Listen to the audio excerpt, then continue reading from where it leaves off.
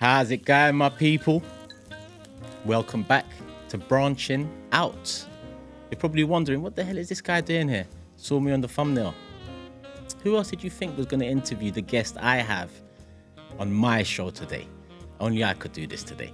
And he's a king of intros now. So I have to live up to expectation.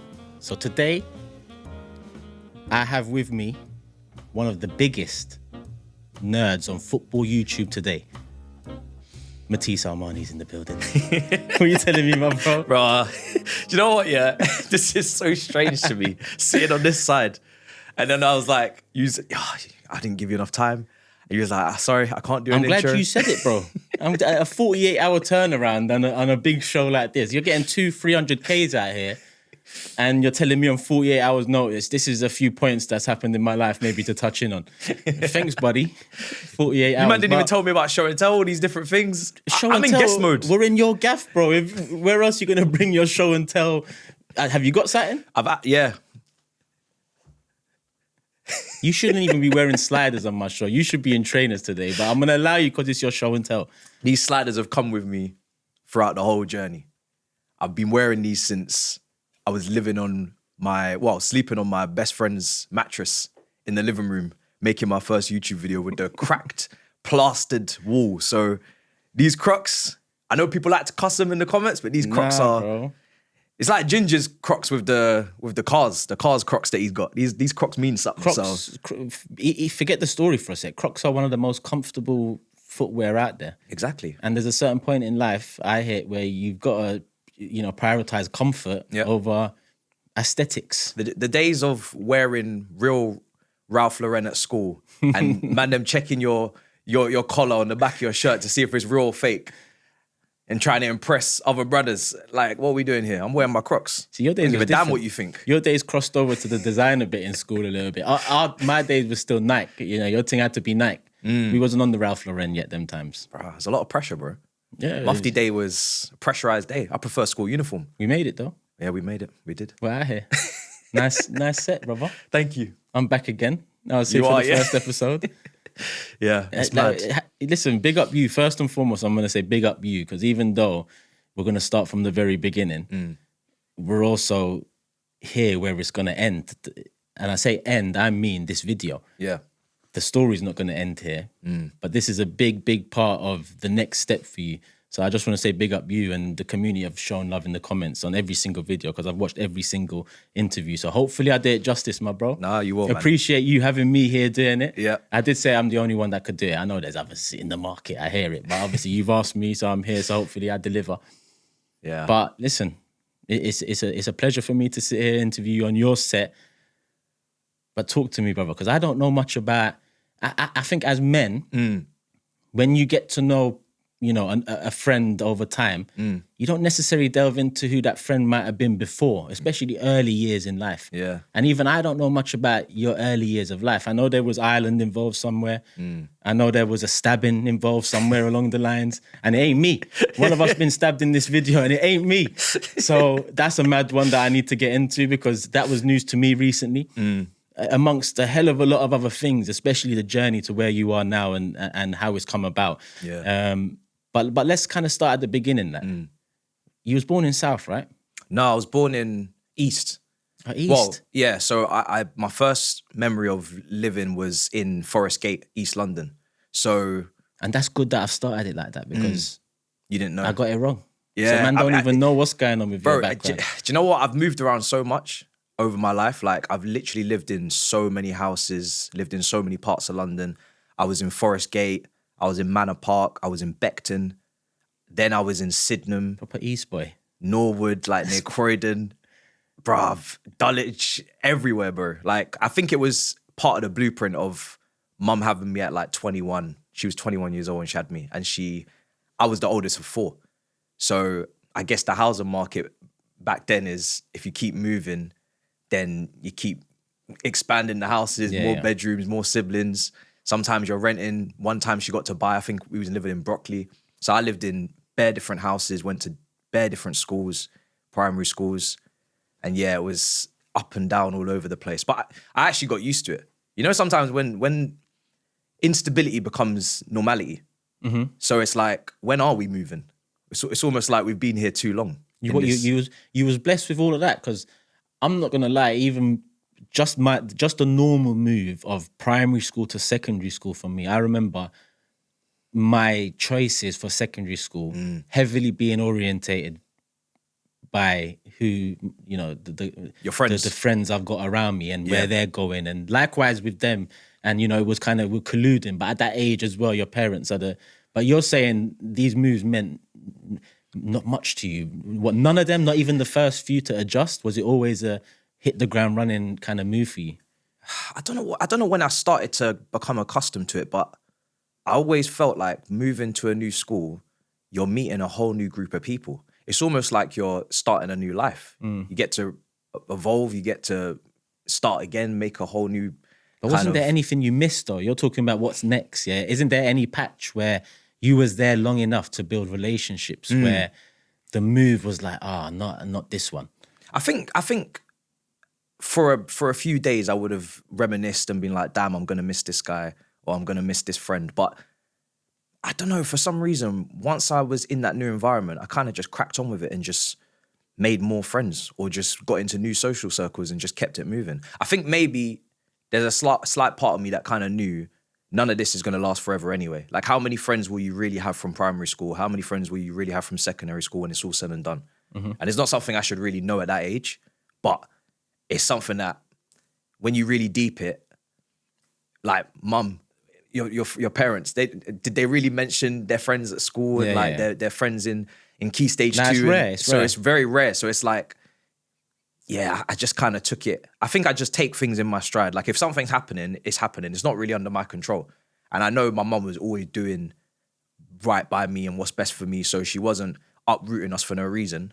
When you got kids at that age and you got, 4 kids in total at the end of it, you got to make shit work. You got to get things cracking. My feelings and emotions are irrelevant at that point. I got to just listen and learn and play the game. You know what I mean? No, it's admirable. I'm not going to lie. To make those changes, it's not, especially at a young age, but maybe that's helped build who you are now, which obviously I don't want to skip to who you are now. But that's news to me as well, the constant changes. I know you moved away, and we'll get into that later as well in terms of from the country. Yeah. But those changes beforehand, I would have thought everything was smooth beforehand, but... Nah, I mean, at what, 9, 10, mum, this is where like mum splits up with dad. So from that moment at a young age, you have to grow up. I think my brother's maybe 3 years old. He's had the maddest case of chicken pox you'll ever see in your life, where it's taken him to hospital. Mad. It's like permanently, not permanently, because he's kind of, his skin condition has improved since then. But when he was younger, you could really see the marks that had been left on his face. Scratching a lot. So I think it was actually a life or death situation for him. It was that bad. I didn't realize chicken pox could be that serious. I heard if you get it when you're older, it can. And I haven't had chicken pox, measles. But you've never had it? I ain't had none of these things. So, my mum used to take me around to other kids. My aunties used to call, Mustafa's got chicken pox. My mum used to pack up the bag, we're going there, man. To try and catch it. This guy needs to catch it now. And you never caught it? Nah, I've never caught it. You're just allergic to chicken pox? I don't know, but I hope so. I hope I don't 4 years old start, because you should still have one of them COVID masks on you walking around, because you can't catch it now, bro. Yeah, I've heard bad things. I've heard, shingles, but that's another thing that it might turn into when you're older. But so at this point, so you've just got one brother, right?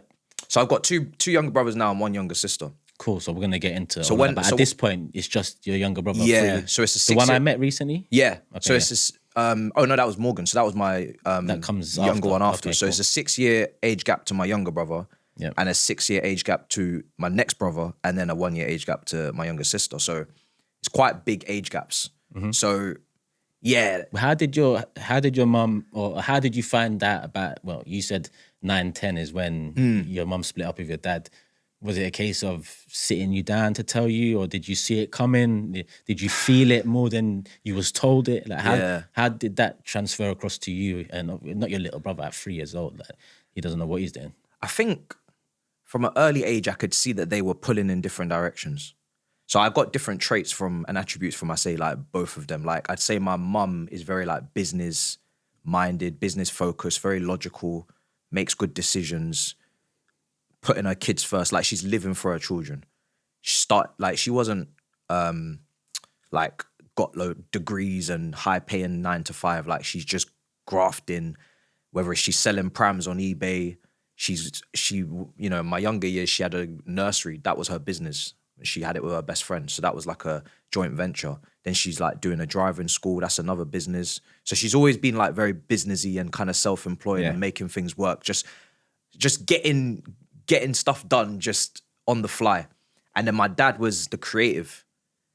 So it's only because I met him again after, I don't know how many, 15 years of absence, or maybe even longer, like 3 years ago. And I sat down with him. Found all that out. Yeah, and I realized just how entrenched he was in his own kind of creativity. So he was like very music focused. So when I seen him, he's still got the iPod. Mm-hmm. He's off the grid. He ain't on no social media. You can't contact him.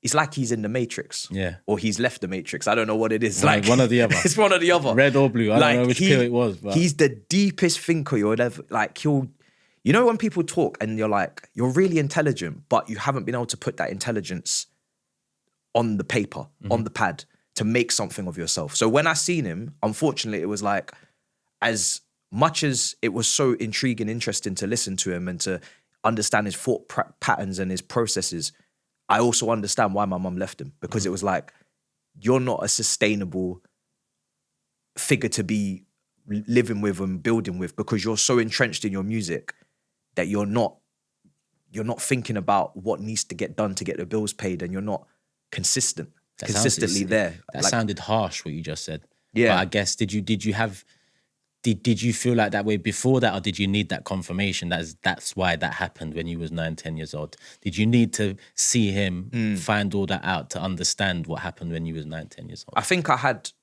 20% of it already fleshed out in my head as to what happened, but then the 80% after I met him was like, okay. Because even the music that he makes is very like underground. It's not mainstream in this, like it's not gonna blow in this generation. It's just not. What's his background?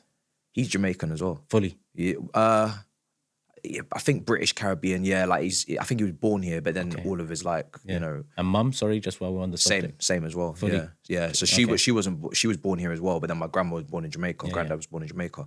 So even listening to his music and knowing that it's not gonna make him money and it's not gonna do well in this generation, but that's the music he creates for like the generation of 40 years ago, 30 years ago. It's like, as a creative, you have to have a balance between the times that you're working in to actually be successful and your love and what you really want to do. Yeah. It's a shame, but that's just the reality of if you're going to make money and be sustainable and actually be a present father or not. It was harder back then as well. Yeah. In terms of if you was a creative, you know, what we have and I think what we're thriving off, it wasn't available at all. No. 20 years ago, let alone 30 years ago, 40 years ago, etc. So I think a lot of creativity must have gone under the radar, under the carpet that time, because it was more difficult. So, yeah, you know, on that note, I think it just made me think about, you know, how we're sitting here and the opportunity through social media. We have to just get out there, whereas how many people were stifled being creative in the 80s, 90s, 70s, and so on. Yeah. He still wants cassette tapes and CDs. He's still dreaming. He still wants all of that. That's the way he wanted to get it done. He doesn't want to do streams and social media followings and building a brand and building pages, and he's not about that. So I respect it though. But let's say, okay, so now you know you've caught up with your dad later down the line to understand the situation earlier on in your life a bit better. If I had to ask you, you know, you are 100% Matisse Armani. How much percent of you comes from your mother? How much percent of you comes from your father in terms of what you want to make it in terms of like when you look in the mirror, when you think about this question, which side do you take more of? Is it 100% mum because she took over from a certain point? Or has that conversation with dad brought in 30% because you're like, right, the creativity must have come from there? Yeah. Like now looking back at everything you know, what's your makeup percentage-wise?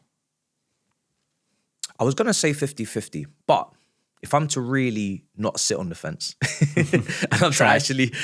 Tobes won't like that. Tobes won't like that. Tobes won't like that. Splinters on your ass. Yeah, Big Six just will make go a mad, decision. you know, just answer we'll the get question. this. You might get this, bro. I would actually go 60-40 mum, because mum is more like, they're both entrepreneurs in their own way. They kind of want to work for themselves. They don't want to take maybe orders, instructions, calendars, set working hours from anyone. That's not what either of them. So I've got that from both of them.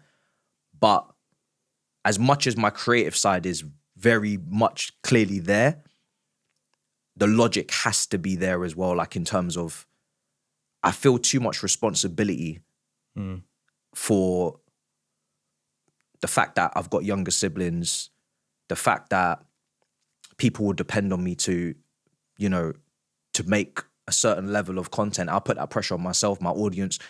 There's always got to be some logic there in terms of, I need to make sure things make sense as well. Like, I don't think I would just create like a maniac and not be able to justify why I'm trying to create that. Do you know what I mean? Yeah. Like the way he is. Like, he's creating music and just locking it in a cupboard and no one's listening to it. Yeah, I get you. He's got the iPod, he's just going through thousands of tunes and I'm just listening to them, but then no one's ever going to hear them. Yeah. He's not even publishing them. I don't know why, but he doesn't want it. Yeah. Do you know what I mean? Maybe you'll get it more than I do. OGs can get stuck in their ways, bro. So yeah, in some ways I'm stuck in my ways, you know. So it can happen, bro. When you're 30s, 40s, you're going to be stuck in some ways as well. Yeah. It just, you know, things ain't going to change that. Even with phones coming in, some 40-year-olds, when phones came in, it was just too late for them to understand the wave. Yeah. Whereas mum will adapt to like the current era. So she would have cussed me when I dropped out of uni to go and work in Sainsbury's to then try and find out who I'm going to become and what I'm going to do and leave accounting a stable job, which she wanted for me. Yeah. But now, 8 years, 5 years, 6 years later, she's Facebook page, Matisse, I can make money on Facebook, you know? Wow, this social media. Oh, I've got a YouTube channel, Matisse, look at this. And she's like doing her little driving lessons on YouTube, which she would have just done offline before and made her money through the business like that. But now she's doing them online and she's killing two birds with one stone, doing it free. So she's more adaptable. And I feel like I would be more adaptable than he's been. So she's got, I wouldn't say she's creative, but she likes to like build things from the ground up, try new things, try new businesses, try new ideas. And she's much more flexible with the logic. Whereas he's very stubborn and like, I'm only doing this and that's it. And I don't think. And you would have motivated mum in that sense as well, like with what you're doing and you know, don't think your mum doesn't watch your stuff in a weird way and understand it. That's what I'm saying. So when you're talking, it's like man's connecting the dots to understand it all. Yeah. But if I go back to 9, 10 and this happening again, that big moment, it's a big moment, right? What happened from there? Was it just your mum from there? Or was it your mum in the week and dad here? Or, you know, how did life change for you? I've grown up with both parents. Now, what was it? It's funny you say this because a few weeks ago, sometimes I like to go on these random escapades. So I actually went back to this house, which is the last time I seen him. We had a random house in Beckton, quite a small house. We had a parrot. I've had a whole heap of pets. Yeah, I'm going to get to the pets. I had a parrot. And I remember this parrot would not shut up. And I remember hearing them argue. And they're going back and forth. And I'm not meant to be hearing this. I'm upstairs. I'm meant to be playing with my cars, my Hot Wheels. I'm meant to be just driving my little cars on my little road map. Hot Wheels banged. In a little bit of traffic with my little brother, just moving cars on this little road map. Maybe playing a little bit of Xbox. Not even Xbox 360, just Xbox. Xbox, original. Crash Bandicoot. You know what I mean? I'm just meant to be locking in. Matisse, close the door. I know what that means. That means... Yeah, we got some adult conversations to have downstairs, but the parrot is yapping. So they're arguing, the parrot's arguing. I'm like... The parrot sounds like Tobes, I'm not going to lie. The parrot's repeating the argument. I'm like, yo, I'm getting this on one track and I'm getting this on a second track. And it's delayed and it's jarring me. So I've opened the door now to hear this and I can tell he's getting kicked out.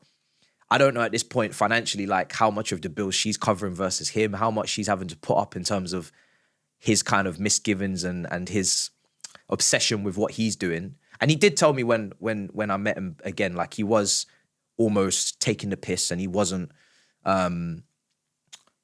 contributing the way he should have been contributing as a man in that house, right? So he was becoming a liability. And when you're raising kids and you're prioritizing your kids, as much as you may be in love or long-term relationship, they weren't married or anything, but there's a line that's got to be drawn, and she drew it.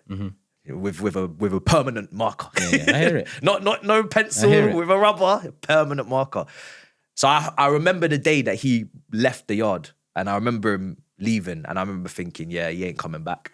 I didn't need no I'm off to the pub story. I didn't need no I'm off to the shops. No I'm milk. going to walk the dog. Yeah. You're not walking no dogs, bro. You're walking. You gotta laugh, bro. I'm telling you, you gotta laugh because we made it here now. But trust me, it will resonate with a lot of people out there, bro. So, both of us have had similar issues, different timings. Yeah. But you know, you can laugh it off in the end, and that's, you know, that's made you stronger. Yeah, there was no like weekends. I don't think, and from when I spoke to him, he didn't seem to want the responsibility of kids really, or he couldn't handle the responsibility of kids. So it wasn't the weekends. It was kind of just off the cuff. He would randomly appear every now and then. And I'd be buzzing to see him because I was just like, I'm going to get a day out. Yeah. I used to be obsessed with trains when I was younger for no reason. I don't know why. Or you just collected like toys, trains, and...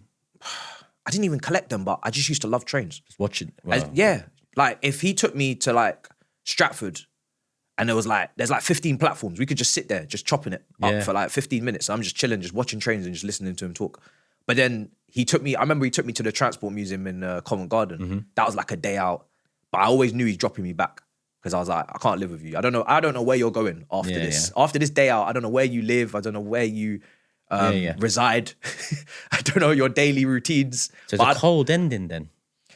And by that I mean, it wasn't a warm or hot, but it was literally a cut off. Yeah. Not to the point where you don't see him again, but... This is actually how it tends to be, because we'll talk about another instance later where it's quite a cold cut off. But mum, one thing I've got from my mum is she's quite... strong. Yeah, she's very strong, but she doesn't show her emotions much. I can count on one hand, maybe a couple of fingers, I've seen her cry or she's had a moment where she's been showing her vulnerabilities, but she doesn't do that. That's not her thing. She's like, I'm running this shit. And she runs this shit. So, yeah. And look, we're doing this on Mother's Day, bro. Yeah, I mean, the irony is insane. I don't even know if you want people to know when these are recorded. Nice, yeah, absolutely. Yeah. The topic of the conversation, I think it's there's a strong bond there. So big up the mums out there. Yeah. But in this particular case, on your show, for her to see what you've become, you could have only done this, especially with that moment when you was 9, 10. Yeah. You could have only done this with her being strong. Yeah. She's very ruthless. Like she definitely puts her emotions and feelings aside for the greater good of her children. And she's very focused on everybody's got to have the opportunity to go to college, to go to uni. She's, if you're not, say you're not the most intelligent or you're not going to go and get the high paid, doctor job, accounting, whatever it is. Okay, how can we my younger brother now, he's a truck driver. We'll get into my relationship with him later on because it's been up and down, but he wasn't the sharpest guy at school. But he's making bread. He's a truck driver. I spoke to him the other day. I said, you went through puberty. We had our ups and downs. We had our fallings out. But, we used to drive them little Hot Wheels on the carpet. How you doing? You good? Man's like, I just got my truck license. I said, brother, I can't even drive. Mad. And them trucks ain't it. I've been driving for a long time and I wouldn't get into one of those. 16-wheelers and all this, reversing around corners. I'm proud of you, bro. 12-hour, 15-hour shifts, driving across everywhere, long. Yeah. I was like, bro, like, you could take that job anywhere around Europe, anywhere around the world. And which brother is this? The one that's 6 years younger than you, obviously. Yeah. We're all such different characters, man. And yeah, it's just so funny to just kind of piece it all together where everybody's got their traits from. But yeah, it's mad. So 11 is when you go secondary school, right? Yeah. So 9, 10, this big moment happens. 11, another big moment, right? Move into secondary school. Before that, though, actually, let's get into that because by this point, 2 years later, it's still you and just your brother, right? Yeah. So at this point, you'll be 11, he'd be 5. Yeah. And what area are you in? So I'm in Brockley Primary School, Southeast London. Okay. I was probably at that primary school for the longest out of all of the primary schools. That's why I thought South because of that. Yeah. I remember hearing that. So it's mad. And in that school, I was quite popular. I had some funny days, man. Popular for God knows what reason, bro. I don't even know. Like, was you the joker? Was you the prankster? I wasn't a joker or a prankster. I think my ability to go through different environments, different schools at a young age, by that point, which is still very young, I was just able to just talk and relate to everyone, every social group. So people would kind of put themselves in different corners, and there's obviously a social hierarchy at school. The popular kids, the sports guys, and then there's the nerds or whatever. But I was able to kind of mix with all of them, and I enjoyed talking to all of them. I wanted to get all of their perspectives. I wanted to see how they all kind of navigated through school. I didn't want to just be closed off in this kind of group, even if it is considered the group to be in, because I know that this is not reality for everyone. So why would I want to just hang with you lot? Like, it's just, for me, it's very boring. But I'm kind of self-destructive in that way, and I'll talk about it in my secondary school life, but I can get bored quite quickly. And I might have a really good group of friends in secondary school, but I might not chat to them for 3 days on the spin just because I'm chilling with the nerds. Just for 3 days, just to see how they're doing. And I'll come back. And they might take offense and be like, where have you been? Like, did we do something wrong? I was like, nah, bro, I just want to see what's going on over there. Looking back, do you feel like you was more mature for your age, even at that time? Because the way you're delving into it in terms of the mental side of things, which could come from the constant moving anyway, that it's mad to me the way you're. Whereas for me, it was just like I was having fun in year 5, year 6, bit, causing a bit of havoc here, a bit going into secondary school. Where's my friends going? Where we going, lads? All of that sort of thing. You was doing, quantum physics with this group, that group. You was, using X and Y and working shit out, bro. So like hearing you talk about it, it's coming across like you was more mature than. Or maybe I was more childish. But I was a bloody child at 9, 10, 11. So I still kicked ball in the cage, played pat ball. You ever play pat ball? Where the tennis ball up against the wall. Don't tell me that, because I'll rap man at pat ball. Bro, pat ball was the one. Them low cuts, I used to get right down. Did you use feet as well? Yeah. No feet, just hands. This one. You gotta bring feet. You gotta bring feet into it. Oh, we wasn't bringing feet into it because obviously we could play football, so this was just hands only. You gotta do them skimmers with the outside of the boot, bro. man. I used to have to get curl on it, We'll do this. Yeah, we'll talk about it. Forget paddle, man. Man, I'm bringing in paddle in 2026. Bring out pat ball. Pat ball, bro. It's unbelievable. But yeah, like I would still, I was still kicking ball, trying to shoot from range in the cage, and don't say shoot from range like then when we come to the football challenge later, that free kick was meant because you've been practicing since you was 11. I'm a hot or cold guy. Like I will either put in a stinker or a masterclass. There's no in between. I can't do sevens. I can't do 7, 7.5. I'm doing a stinker or I'm doing a masterclass. You won't recognize who I am and what I stand for on the football pitch. But yeah, I just in secondary, in primary school there, I think again, because I knew it was going to end. And like you said, you had to pick your schools. I knew I wasn't going to go to all the schools that my mates were going to go to that I was friends with at the time. I know they were going Catford High. They were going going to schools where the Ofsted report was not strong. And I knew mum would never let that happen for me. As much as I wanted to stay with my mates, the Ofsted reports was important. I remember them as well. The Ofsted reports were important. So she sent me to an all-boys school, Forest Hill Boys Secondary School, bro. And I never knew what damage she done that day when she decided to do that to me. I mean, so you've gone into what boys' school was it? What area? Forest Hill Boys. So it was in Sydenham, SE 26 or some madness. And I mean, what year was this as well? Just so I can correlate it time wise. What year was this? So you would have been 11. What year was you born? So 1997. So it's 2008. We're talking. So we're talking around. Sorry to bring football into this. We're talking about Man United beating Chelsea in the final at Moscow. Okay, cool. I'm going into school. And I'm getting absolutely ridiculed at that point. And that's maybe the final few days of school, actually, because it's May, innit? So it's, and then June. If school finishes in June, you go secondary. So so boys' school, man. That's the first thing. It's not even on the list, but we need to flow into that because if being in a mixed or what I'd call a normal secondary school, in this day and age, people might take offense to that shit. But it's branching out. Outside, this was early 2000s. So I'm looking at it like, that's a boys' school must have been mad. Like just not to get that mix and especially to the later years, not teenage wise because you leave school, but mid-teenage years, becomes more prevalent in the thought of like there's a boys' school around the corner from me. Like, what the hell is that like? I couldn't even imagine it. So you went to a boys' school in an area in London that is, if you're from London, all of these areas on the cusp of, you know, out of London or just inside London, it's not the nicest of areas to be, you know, it could really go one way more than it can go the other. And you've gone into a boys' school at this time. Yeah. So what was, you said you don't know the damage she done. Like, what, talk to me. I don't even know where to start. What was the damage? You know, what was the first point you was like, right, like, I'm here and they're going to a mixed school and I'd rather be doing that. And like, what was the feeling? It was the first time after all the moving around and all the change that I really said, what is going on here? Like, where are the girls? In primary school, bro. And you'll never believe me. We're 11, we're 10. We don't know nothing. Yeah. I've had a few girlfriends. I've had moments where a girl that I've liked has rejected me and gone off with my best mate. I've had moments where I've had 4 or 5 girls that all like me at the same time and I've put them all on I've lined them all up on a wall and I've been like it's X Factor judges' house. And I'm like, which one do I really fancy? It was a gallus in primary like, school. I had ups and downs.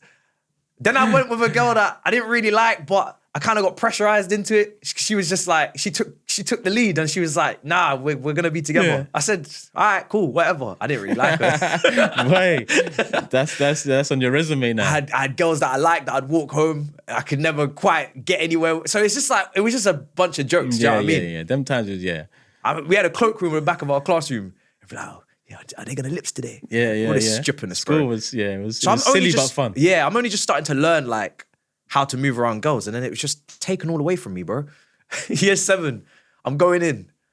I know like 2 people because they've come from my primary. But I didn't. In your class? One was in my class, one was in the other class in the same year, but I didn't really chat to them like that. So, but when you go into a new school and you don't know no one, suddenly you're best friends. It's like, we need to stick together until we figure things out. There's over 1,000 pupils here. This school is massive and we don't know nothing. So yeah, it was strange. And it was a very like, I don't know, it's not masculine, but very high testosterone, angry, nothing to lose, anything to gain. That's what I would have expected. We will fight until we die atmosphere. Like, it was just fights for no reason. You didn't have to have a problem with someone to have a fight. It was like,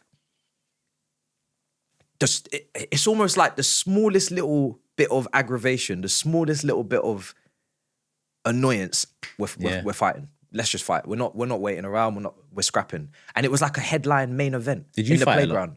Only a couple. And I called myself a pacifist back then. Yeah. I was like, I'm fighting as a last resort. I'm gonna run my mouth. I'm gonna literally run. I was quite quick because I was skinny. When I knew someone was stronger than me, and I was like, I'm not gonna win this. I'm just gonna get beaten up in this scenario. What's the point of scrapping and losing and then coming home and mum's like, oh, what happened? Head teacher. Try to divert it. Yeah, prefects are getting involved, house captains, headmasters, head teachers. Bruv, I'm just gonna run. I'm gonna outrun you. Yeah. I used to dash across that playground like Lightning McQueen, bro. I used to enjoy it. But that was only in the latter part of secondary school. The first part of secondary school, I was still well received. I was still, I had a good group of friends playing pat ball, going to the cage, playing football. 5v5, just... Yeah. You had the emos who would smoke weed and I'd go chat to them. It was just, the long blonde hair. Did you ever partake? No, I never partake. But there was a lot of things that were going on in Sydenham them days that I didn't partake in. Well, I can tell from who you are today, if I'm honest. There's just because I say this, just because you've grown up in the ends, it doesn't mean you partake in what the ends is offering. No. Like, I grew up in nasty areas or areas that were not nice. Yeah. But it doesn't mean that, like, some people feel like, oh, he must have been, sometimes my views will be like, he must have grown up in a nice place. He speaks well. That doesn't mean anything. It just means that you saw things, but you just were a bystander. You just seen what happened. You knew what circles were doing what, and you chose not to partake in any extracurriculum activities for whatever reason you wish. For me, I would get detention. I'd get sent out, but I wasn't going to get kicked out of school, and I wasn't going to get in trouble with the police. Like, there was lines that I wouldn't cross out. But I was not a good kid. Like, I was chatty, getting average grades, getting sent out, arguing with teachers every now and then. Yeah, just Because we joke around, and the nerd thing comes from Tobes, I think. Yeah. But you know, you're saying that you was very different. You was more of a. I'm not smart. Tobes is smart. Yeah, he's yeah. actually He's the nerd cheeky. of the group. Yeah, yeah. He's cheeky for it because very he's cheeky. his job. And to be honest with you, you said how many fights you've had? 2? You Yeah. probably had 2 more fights than that guy. I'll be honest with you, bro. So I mean, next time you talk shit, just test it Test out, the waters. and then I'll back you if it doesn't work out for you, man. The only subjects I was good at was art and geography. I wasn't good at ICT. I didn't Art do and drama geography. because I didn't have the, like, people think, oh, because you do YouTube, maybe you did drama or you did. I was not trying to talk in front of nobody. I did not stand in front of no assembly and chat no nothing. I wanted to be prefect, not house captain, because I didn't want to stand in front of assembly, but I did want to stripe over my blazer. Yeah.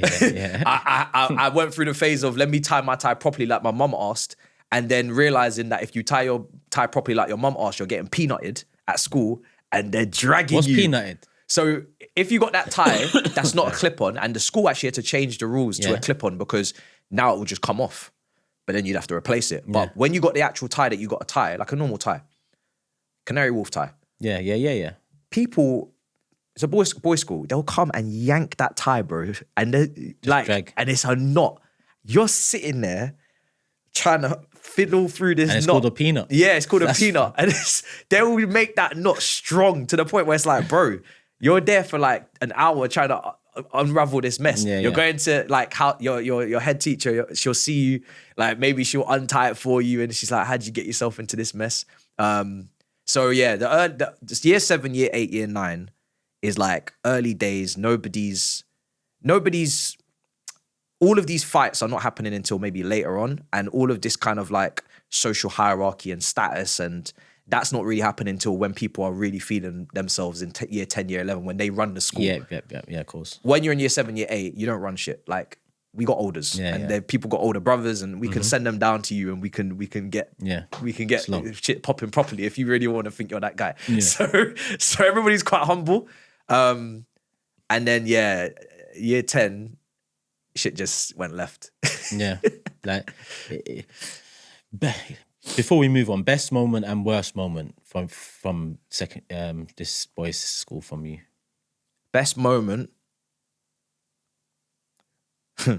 Random, and it might not be my best moment, but it's the first moment that comes to mind that's actually, I'm proud of it. I nutmegged. You know, I say Joe Gomez went to my school. I'll swear, I nutmegged him in the cage. And I don't know how. I don't know if I meant it. Did you finish it?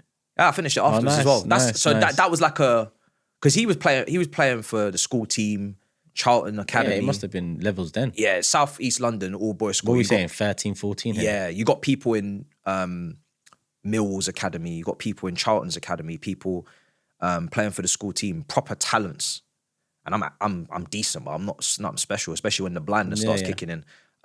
So that was like a good moment. If you scored a sick goal in the cage, and everybody was like, that was always peak life in secondary school. And when he turns out to be a professional baller, for a Big Six club that's won Premier League and Champions Leagues, I mean, you can look back at that moment a bit fonder. Yeah. And that was like for ages as well. I mean, I still say I've scored against Dennis Irwin, but I don't tell people he was about 50-something years old and it was in New York pre-season and it was in the 6-yard box with no one there.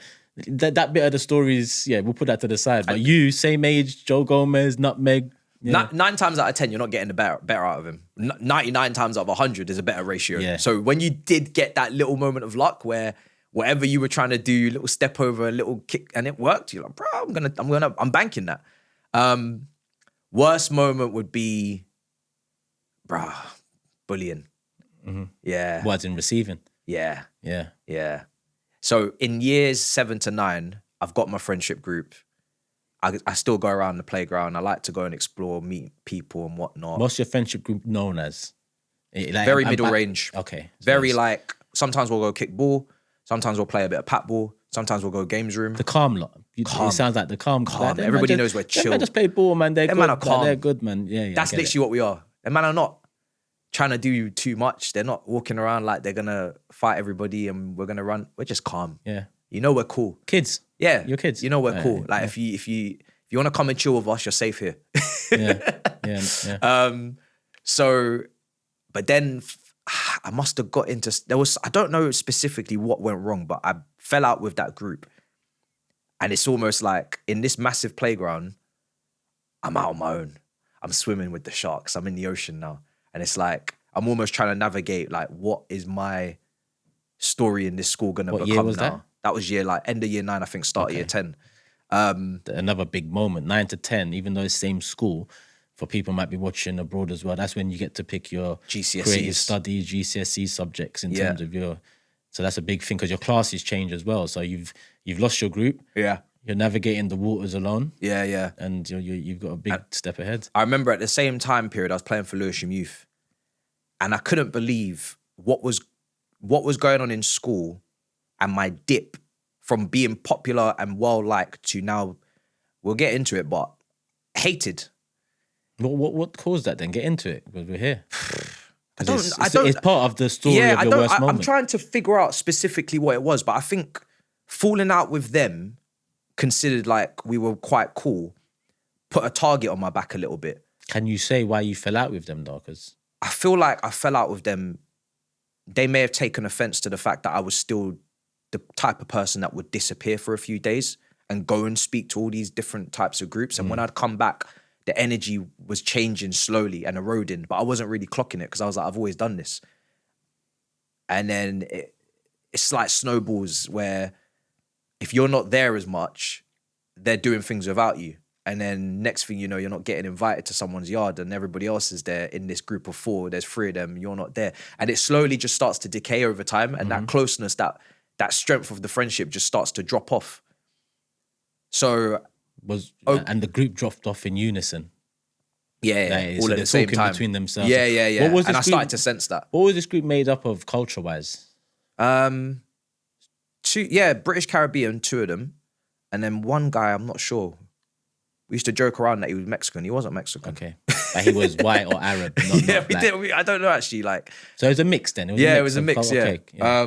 And they just all at once just changed, yeah? Yeah. I mean, I definitely have to take some responsibility. Like, I must have, at some point, just started to piss them off. And then I started to bite back and be a bit confrontational, like, what's going on here? Why are you guys moving like this? And then it's back, when you're kids, like, when you look back on it, it's such stupid stuff. It's not really, you're not fighting over nothing important, nothing serious has happened. It's just a slow drop off. And then, again, incrementally, I just felt this extra wave of just more and more people just starting to casually dislike me, casually disrespect me, casually start to make fun of me or try to poke fun at me. And I'm like, this is becoming quite a thing. I'm getting like a Facebook page made on me. I was going to ask that. Did that happen? Because it sounds like for this many people to sway, something is at the core of it. Well, my bottom jaw was always below my top jaw. And that meant that my bottom lip was over my top lip when I was younger. And then that became like a thing to like really poke fun at. So they used to call me drop lip. Yeah. And they made a Facebook page on it. And I remember seeing all these people liking it. I'm like, this is mad. And I'm going to school and like I said, I'm playing Lewisham Youth at this time. There's someone on that team. So my performances are starting to dip. I'm a very confidence player. Yeah. So once my confidence is shot as a player, I start making mistakes. I start fucking about.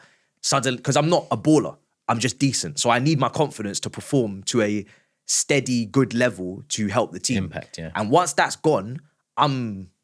Who's an error-prone player? I'm... Neto. I'm... Because I was playing defence, I'll say I'm tossing. Okay. I'm accept that. Timacas. I'm a liability. I'm going to cause problems. Like, you know, when I'm on that team sheet now, things are going to go left. Yeah. That's the state I was getting in now because some of those people in that team went to the school. So it was like I couldn't get away from it. It was like, I'm not even getting a release on a Saturday and a Sunday. Yeah. Some of the people that do not like me and are giving me problems at school are also on the team. So it's just like a amalgamation of just issues and chaos and problems. And yeah, I just remember like, some people took it further than others. It's also around the time that I met Saj. And we went at that school. Yeah, at that. So yeah, and it started with him just buying flavored water off me. I don't know why he wanted to buy Volvic strawberry flavored water off me, but this was his obsession. And then I used to do it. You used to sell to him consistently. so I wasn't, it was part of my lunch that my mum packed. But I was like, I don't really care about this water. I'll sell it for £1 and go and use that pound for something else.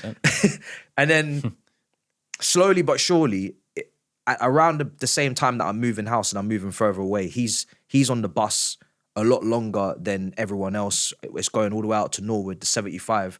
We're going past everybody's yards and it's just us two. So we're starting to have more of a rapport. And it's all happening at the same time, but I'm in a situation now where I'm going into school and I'm knowing I'm the villain. I'm thinking Jose Mourinho Camp Nou settings. I'm thinking, I know people want to beat me up. I know people don't like me. I know people are coming for me. I know I'm a target. Did it ever get physical? It got physical to an extent because I knew if I tried to fight back, I'm going up against 5 and 6s. It's a losing battle. So I would usually try and talk my way out of it. But really, bro, when that many people are onto you, there's not really much you can do about it. Yeah. Like, you really are just at a loss. Like, you're at a deficit. And one thing I worked out quite quickly was for this many people to not like you for whatever physical, like, defects or whatever it was. Like, I couldn't even remember some of the other little things, but I just thought to myself, you kind of have to now start embracing this and you have to really start leaning into it and go on your villain arc and just accept that this is a period of time. You've been popular, you've been well-liked. Your time has come now. You're not well-liked, you're not popular, people don't like you and people are looking to beat you up. So what are you going to do about it? You can't fight them, so now you got to play the game.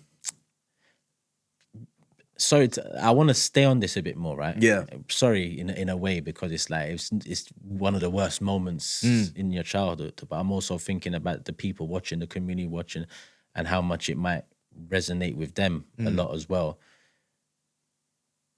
Did you ever have any other thoughts? You know, you're talking about how you dealt with it, right? Before you thought about how you're going to deal with it, did any other thoughts come into mind? And again, I say that because when I hear stories like this, there's always a certain set of thoughts that come with it. Yeah. You know, and you never like hearing those things. You know? So because bullying is sad in general. You know, big up the bully who bullies the bullies. Yeah. Rather than the bullies, you know. But did you ever? Sounds like maybe not even just in school, but one of your darkest moments. Like already you've talked about, you know, your mum and dad split in 9-10, but I'd put this up there with in terms of the pressure you're dealing with. Yeah. Maybe more so because at least you had mum there supporting you through this one, where at this age, you probably didn't lean on mum too much and maybe kept it more away from her to protect her feelings and whatnot. Yeah. So did your mind ever wander towards other things? And again, I say that because you're here now, successful within your own right, in something you've always wanted to do. Yeah. So that's how the story for the video ends. It's going to continue in life. Yeah. So it's good to always get the all-round perspective because this is a success story here. Then if you was in that dark moment, that's a mad play. I could never imagine it. And it's sad to hear. Yeah. You're stronger in packs in secondary school, especially at all-boys school. I think once you isolate yourself or you have been isolated, you are a target. You're like a calf and there's just lions licking their lips, looking around like he's vulnerable. No, I actually never got to a place where I thought things are getting dark for me. Thank God. I think the ability for me to just say, this is a moment and it's going to pass and there is light at the end of the tunnel. As Saeed would say, maybe there's tunnel at the end of the light. You know what I mean? but like... He'll say something. Because I've moved school so often, I knew that once again, this was a period of time where once year 11 comes, we're all leaving. It's not going to be like we're all going to be friends until 30 or we're all going to be in the same jobs or we're all going to be in the same countries even. Like, I know where this ends. And I'll be damned if they're going to decide how I kind of move in a sense. Like, I'm always going to adapt to what's around me because I've been adapting to environments around me all the time. And I've been adapting to, you know, okay, you know, you got more younger siblings you got to look after, or your mum is split up with your dad and now she's got a new boyfriend, but she kind of wants to keep him away from you, not to get too close. Okay, cool, that didn't work out. Like, houses, relationships, schools, all these different circumstances, environments, I just had to sit myself down and be like, this is a circumstance. This is a new environment. Yeah. You got to just play with the cards you've been dealt. Yeah. You can't change factors and circumstances around you that are not under your control. What you can control is how you're going to get through this period. And my thought process was, let's make it into a game. Let's embrace the villain arc. Let's embrace the fact that you're hated or people don't like you. Let's be the enemy. Like, not in a way where we're going to start charging into man and fighting them, but we're gonna really think at playtime, where are you gonna go where you can actually not get punched up? Yeah. Like, how are you gonna, if you know, don't get yourself cornered. Be vigilant. I was always very vigilant growing up in London, taking my little brother to like Croydon Town Centre or to different places on the weekends. I was always very vigilant. You have to be in London. So you got to look around, you got to scan.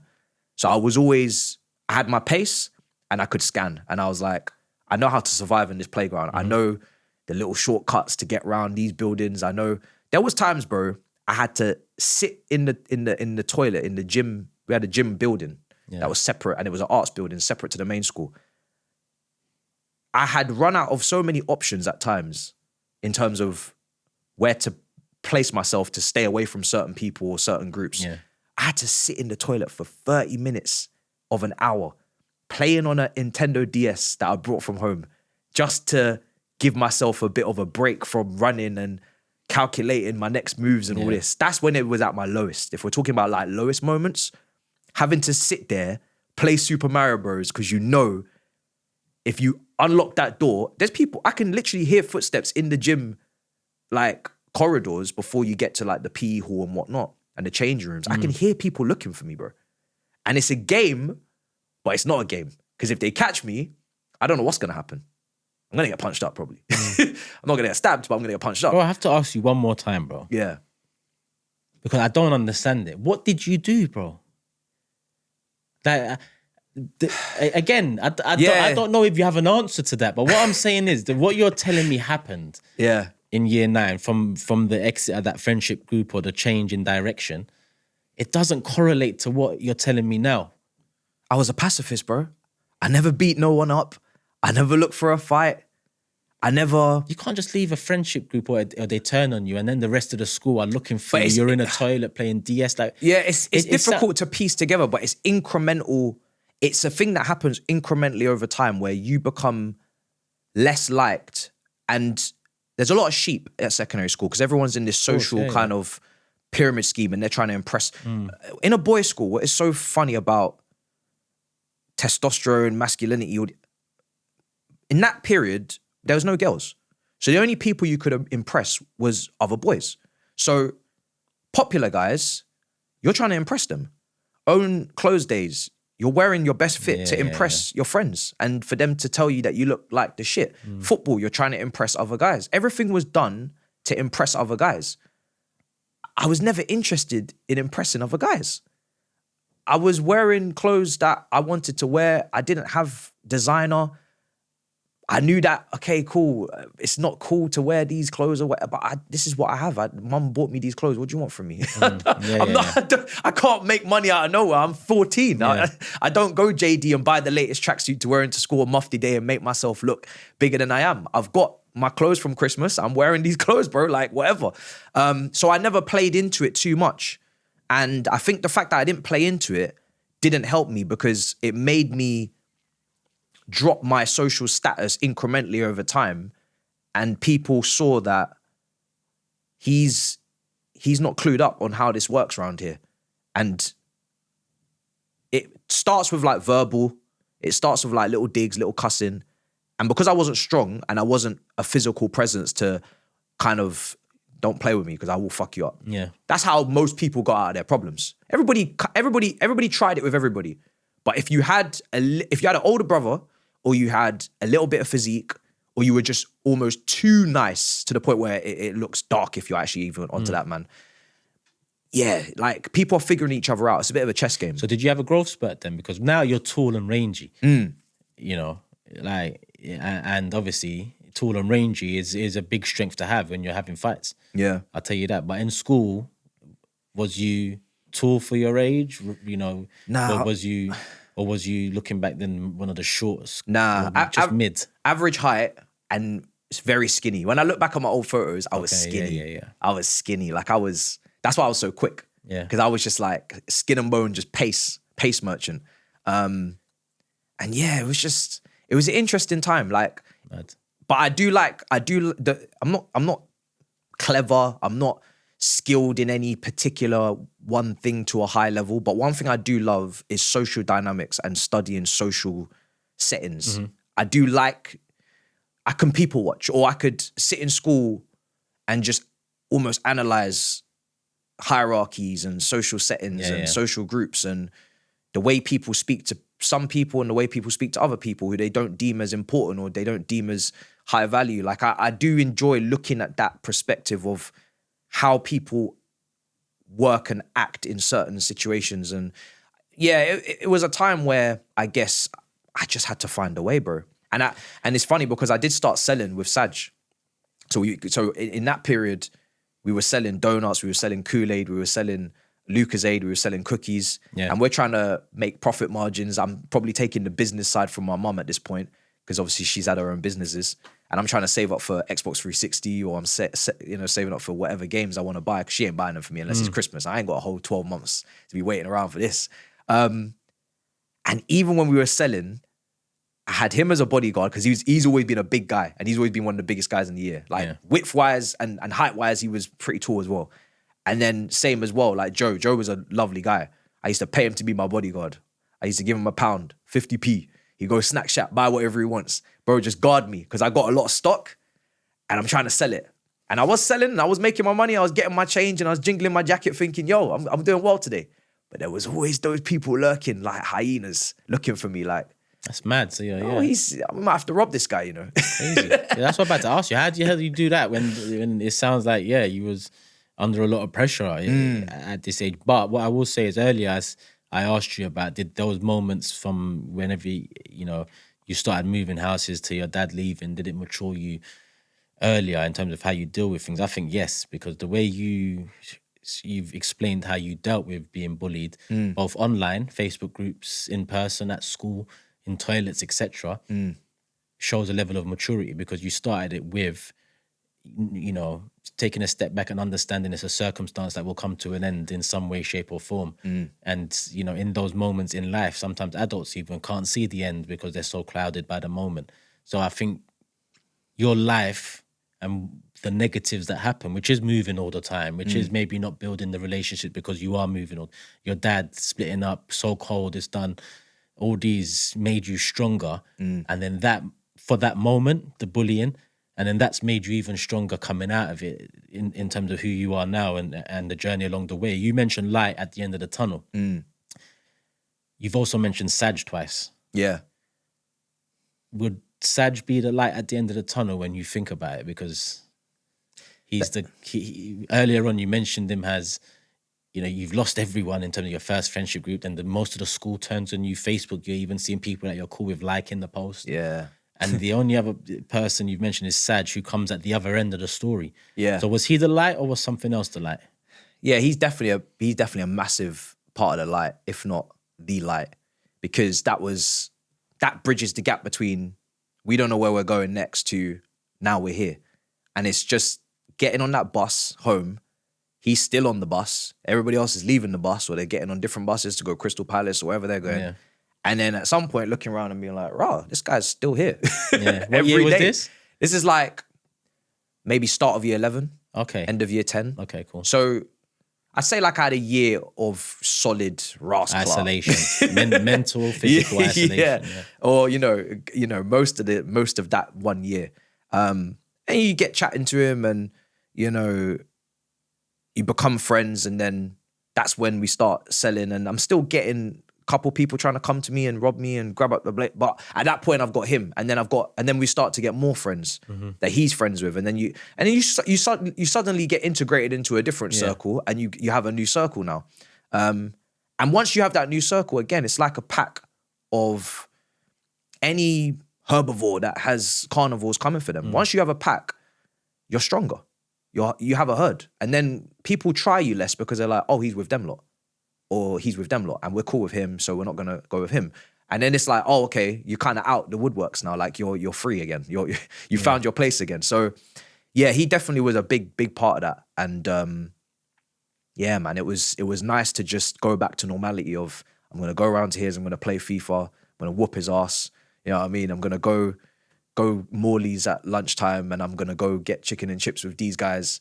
And yeah, it was just, yeah, it was nice. Back to normality. The thing is, I want to stick with Saj, but clocking where we are now in the story and knowing that there comes Ireland at this point, right? 16-ish, Yeah. 11-ish. Yeah. So I know Saj's story continues after, because I know well, Saj through you and the content and living together when you first started. Yeah. But it's hard to go onto that side of it without talking about Ireland. And firstly, why did that happen? I mean, and I know there's links between Jamaican people and Irish people, you know, and history-wise. But how do you go from East London, Southeast London, all of a sudden to Ireland? Was it business? Was it a new partner, or was it just a fresh outlook on life? Like, what was the reason for the move? Yes. So stepdad comes into the picture early years in secondary school. Okay. And he's, they get married, and then he's got some Irish connections. And I think my mum, being logical and being very, children first, she knows Southeast London is not ideally where she wants to raise her children. Yeah. She kind of got lucky with me, where I wasn't really too interested in taking those extra risks and getting into the badder side of things and hanging out with people that will go and fight this school, and then someone might bring a knife, and then like I've had a lot of people from secondary school that have died, or something's happened to them because of the life that they got themselves involved in, gangs and all these things. But she wasn't willing to take that chance with the rest of my siblings. She said, all right, cool, you might have made it out of here alive, but we ain't gonna test the next one. And I'll be so real, my younger brother, I don't know what he becomes if he goes through the same environment I went through. Chances are slim. Yeah, I mean, honestly, to get one out. I mean, London in general. Yeah. But South as well is infamous for problems. Yeah. So knowing how he went through his puberty stages and his teenage years, I really dread to think what would have become of him if he'd gone through the same environment I went through. So she wanted to leave anyway, and we was always moving houses, and so we started to go to Ireland a little bit just on these random holidays, and just they're figuring things out. We're just going because why not? Yeah. And then after she likes to do things in cut-offs. She doesn't want to take anyone out of school the way she had to take me out of school constantly and move me to different schools. So once I finished year 11, he finished year 6. So she was like, oh, this is perfect, because you're going to a new school or college anyway. He's going to a new school. We're gone. And the next one is 6 years down from him. He don't know nothing anyway. So you're going to have to hold that. So yeah, we moved to Ireland for, I think, safety, but also uni was cheaper. In the UK, it's $9,000 a year. And she obviously wants us to go to uni or have the option. And in Ireland, it's $3,000 a year. So you can do 3 years of uni and pay €9,000, or you can pay £9,000 for 1 year and do 27. 20, it's and Scotland's free, isn't it? Yeah, Scotland's free.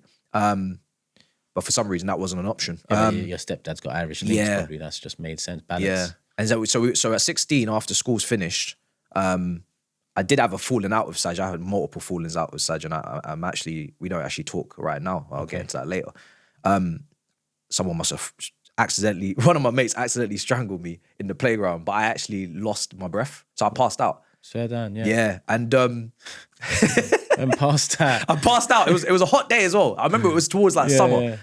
So I'm now waking up this is a side tangent, but I'm waking up in the head teacher's office. Got a bottle of water.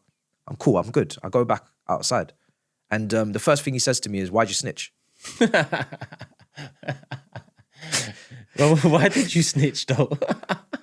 I said, at risk of falling out with you as well. I said, bro. What's going on? I said, bro, I just passed out, bro. Should have just said I woke up. I didn't know what happened. I just passed out. I've just been accidentally strangled. My mate, he said sorry, like he didn't do it on purpose. We were just messing around. And the first thing you said is, what? I said, don't talk to me again. Don't talk to me again, bro. I said, get out of my face, bro.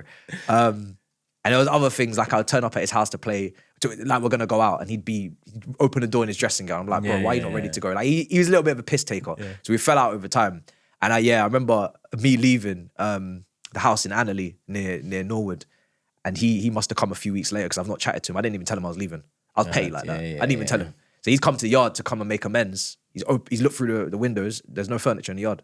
There's nothing in the house. It's empty, derelict. He's like, where's this guy gone? Meanwhile, I'm in Cavan, in Ireland, in the countryside, in between Belfast and Dublin, so mum can get work in either city. And I've moved on with my life.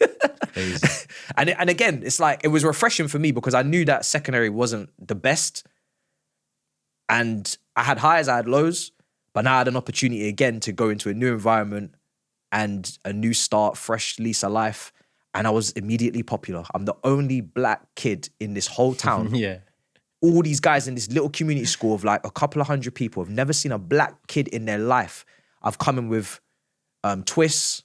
I've had dreads when I was younger. I've had cornrows. Hey, where's the pictures? Get them on screen now. I have to see if my mum's got any. No, and she's definitely got some about if she's got any. She definitely does. You grew up in the digital age, brother. You think you're nice. You know, you're taking pictures and then printing them out, And everybody's obsessed with me because I'm different. Like, they've never seen contrast anything like me before. You left to what it is now, man. Yeah. And on Facebook now, I look like I'm living the life. Yeah. I'm seeing girls again for the first time in 5 years. I don't know how to act, but they want to take pictures with me, put me on Facebook, tag me. And all my old secondary school friends, they're like DMing me in the messenger, commenting underneath. What the fuck's going on with Matisse? This guy was a dickhead. yeah. Looking at what's going on. The glow up. We used to run up on this the brother. Glow up. And now he's surrounded by girls and he's taking pictures. Who does he think he is? And then as time's gone on, it's just been more and more people just like reaching out randomly like, how you doing, man? Obviously the social media, the following, all that kind of stuff later down the line. I'm just like, you bastards, man. Get out of here. Life, man. Life. You live, you learn. But this is life. But yeah, moving to Ireland was mad, bro. What about from a racial standpoint then? Yeah. How was that? So you moved when you were 16, right? So this would have been around 2014-ish? Yeah. Roughly, 2014-ish. So, and you just said being the only black guy or black kid in general in the area now. Was there a awkward racial element for it? And I don't necessarily mean racism, or I could mean, the question could entail that, but it could also mean you adjusting to what life was in London, because for the viewer out there, many will know, many won't. London, you're going from somewhere so multicultural, so, you cannot not find any continent's food around where you was in London. Yeah. To what sounds like a village where literally you'd be lucky to get, I don't know, some all-purpose seasoning. There was one Tesco. But even that one Tesco, about 10 pubs. And Tesco ain't really stocking what it needs to stock for the culture. It's different. Tesco's in different countries give you different items, yes? Yeah. That one must have been mad. Milk in the glass bottles still and all of that. Fresh. And you know what? I didn't even live in the town. The first house, and we lived in, again, my mum loves moving, From the ages of, 16 to 22, we've lived in 3 different houses in this one area. So the first house is in rural Ireland. Like, we're in between 2 towns.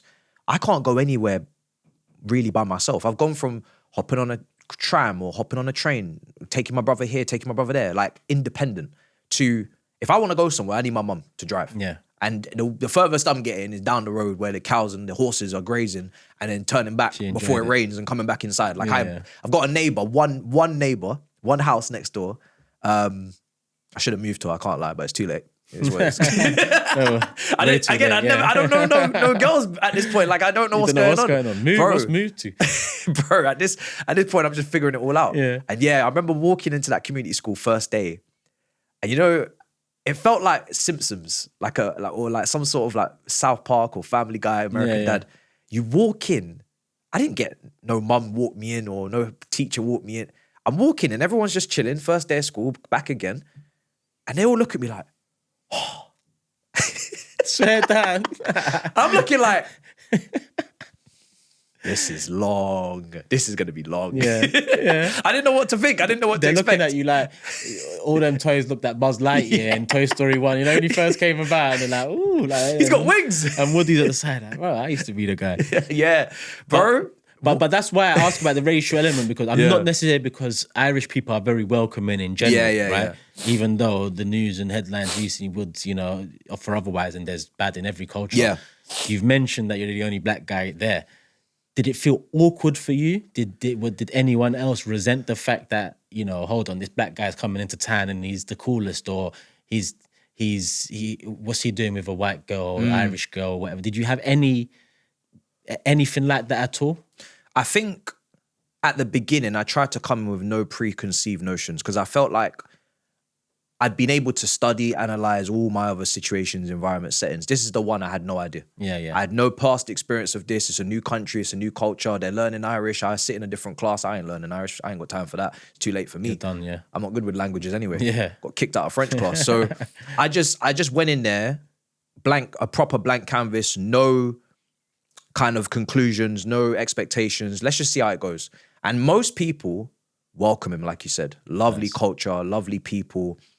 They just want to learn about you. It's so easy to start talking and start conversations, because they come up to you. Good vibes. And they want to know where you're from. Your accent is so great to listen to. Yeah. They want to know like who you listen to music wise, food wise, what you love to eat. Like they just ask. They're kids, but they just ask just anything, innit? Yeah. So it's just like conversation is so easy. You're always gonna get the 1%. You're always gonna get the 1%. The rural farmers. I had a mate. His dad was so racist, bro. I remember going to his house, and this is years later, and he's making like plantation jokes, and I'm there, and he's like making the most racist jokes you could possibly think of, and he's just on it. And it's not even necessarily always like funny what he's even trying to come across as. He knows it ain't even funny. He's not even trying to make jokes. He's just trying to be racist. Taking the piss. He's just literally just trying to be racist. There's no like comedic side to it, or he's trying to like have a back and forth and you could take the piss out of him. No, he's just onto you. And I think the farmers and the really rural island, and the like their dads or their granddads, there's definitely a lot of probably racism in there. And I think their kids, or, you know, their offspring, they would have been very watered down versions of them, but they would still have their little moments where they might throw in a little joke, or they might, and it's not a joke, but, you know, they'll throw in their little comment. And it's like, you'd be getting referred to sometimes as a black man, or you'd get referred to, like, oh, you must listen to Jay-Z, like just things like that. And they would just, but it's a very small amount, but you'd have to get that. You'd have to deal with that. But I always try to focus on, I'm getting a lot of love. That's it, yeah. I know the 1% are there. Yeah. I'm gonna have to just, and that paints what it is. Yeah. It's not the few that, you know, you can't let the few let down the many. the name. Yeah. So I had to know, again, I had to come outside of myself and say, if you thought you were gonna come here and just get 100% and no problems, you'd be naive. So remember that was gonna happen, and try to just focus on the positives and just enjoy 99% of the time, because the 99% of the time is you're just getting so much love, man. You're getting so much good attention. So why would you focus on the negatives? So how long was you in Ireland? 5 years? Yeah. So from 16 to 21? Yeah. Quite a while, isn't it? And at this point then, from this age, your brothers, you know, let's say you're 18, your brother's 12, like next one's 6, and then is your sister born by then? Yeah, so she's born by then. And yeah, she's class, man. Like, I told them other two, like, she's my favorite. You know what I'm saying? Yeah, She's sister, the one. little sister. She's the one that will leave like Skittles on your pillow. Yeah. And she's the one that will like come back from school and she would have made you something and she'll give it to you. Yeah. She's the one that will like just, that's my older brother, and she's just like constantly just trying to be around. If I'm going shop, she wants to come with. My 6 years, we had a complicated relationship once he started to hit puberty and started to act out, and I get into that. And my other brother, Morgan, as you saw him, he's very PC, he's very game, he's very screen, he's very, don't talk to me, man, just move. Yeah. And I don't mind that, like, because I get it, because I used to be a gamer as well. I used to sit there for hours playing games, and you have to remind him to eat. That's the kind of kid he is. Like, he won't eat if you don't remind him. That's what the gamers are like, though. That's what the gamers do. Like he'd be sitting there, his belly be grumbling like, man, shut up, man. Yeah, I've got trying to things finish the I'm next trying level. to play this game. You're out here being all selfish right now. So because the gap's quite big in between, so it's interesting to hear the strongest relationships or, you know, how you viewed everything. Little sister being the one makes the most sense. Like, you know, biggest brother, little sister, or little sibling. Sorry. Yeah. That's always nice. In terms of Ireland, and before moving on back to the next big move, which was back to the UK, I believe, after Ireland, right? Yeah, so that was 5 years later. But was there any more moments in Ireland that stand out to you in terms of molding who you are now, or like anything that happened that the community are going to be like, what the hell? There's quite a few. I mean, I'll start with my brother because, like I said, that relationship got complicated. You're the 6 years younger. Yeah. So I think, I don't know what started to go wrong, but we were very close when we were younger because it was just me and him. And I don't know if more siblings getting added into it and him feeling maybe left out or unheard or skipped over. I don't know what it was, but he just started to become more isolated, and then he would kind of lash out a lot more and get angry. Maybe that's just naturally how it's got to go. But then he started crossing lines that you just can't cross. So I remember him robbing something from Tesco, and I was like, bro, I work there, bro. And I was also like, bro, we're the very few black people in this whole town. You're not helping the situation. I'm trying to put my best foot forward right now, and you're going to create a whole heap of stereotypes and a whole heap of fucking reputational damage right now in this town that we can't have, bro. Like, you need to sort your shit out. This ain't London. But he's just like going through it. He's hanging with whatever crowd he's hanging with. He will delve in maybe a little smoky smoke and all these things I wasn't delving into, which is why it's lucky he wasn't in London, because I think in London it would have just been scaled up to a level where he might actually get in some serious trouble. Definitely. In Ireland, in a small town, everybody knows everyone. Yeah, it's different. Talk about, you know, snitching, bruv. You're caught immediately. You know what I mean? I remember him getting caught with Super Value, another chain. Mum getting dragged into a meeting. But I remember the one thing that really, whatever he was kind of going through, and I think maybe me getting older and not being around as much, and I'm going maybe uni or I'm going out more, partying, friends, I'm not in the yard chatting to him as much as I was. I'm not as close with him as I should have been or I would have been before. But once he started disrespecting mum, that's when me and him had a big problem. Yeah. Because that's something I would never do. That's something it's just not happening. Like, if your mum is slapping you up, you have to take them licks. If your mum shouted at you, you got to take that shouting. You can go and storm upstairs, close your door, whatever, but you're not doing a madness. How did he disrespect? It's a lot of answering back. It's a lot of, obviously, hindsight, because I'm older now. I'm listening to the conversation. I'm like, bro, you're wrong. Like, and you're not even close. Like, you're so wrong, it's sad how wrong you are. It's almost laughable how wrong you are.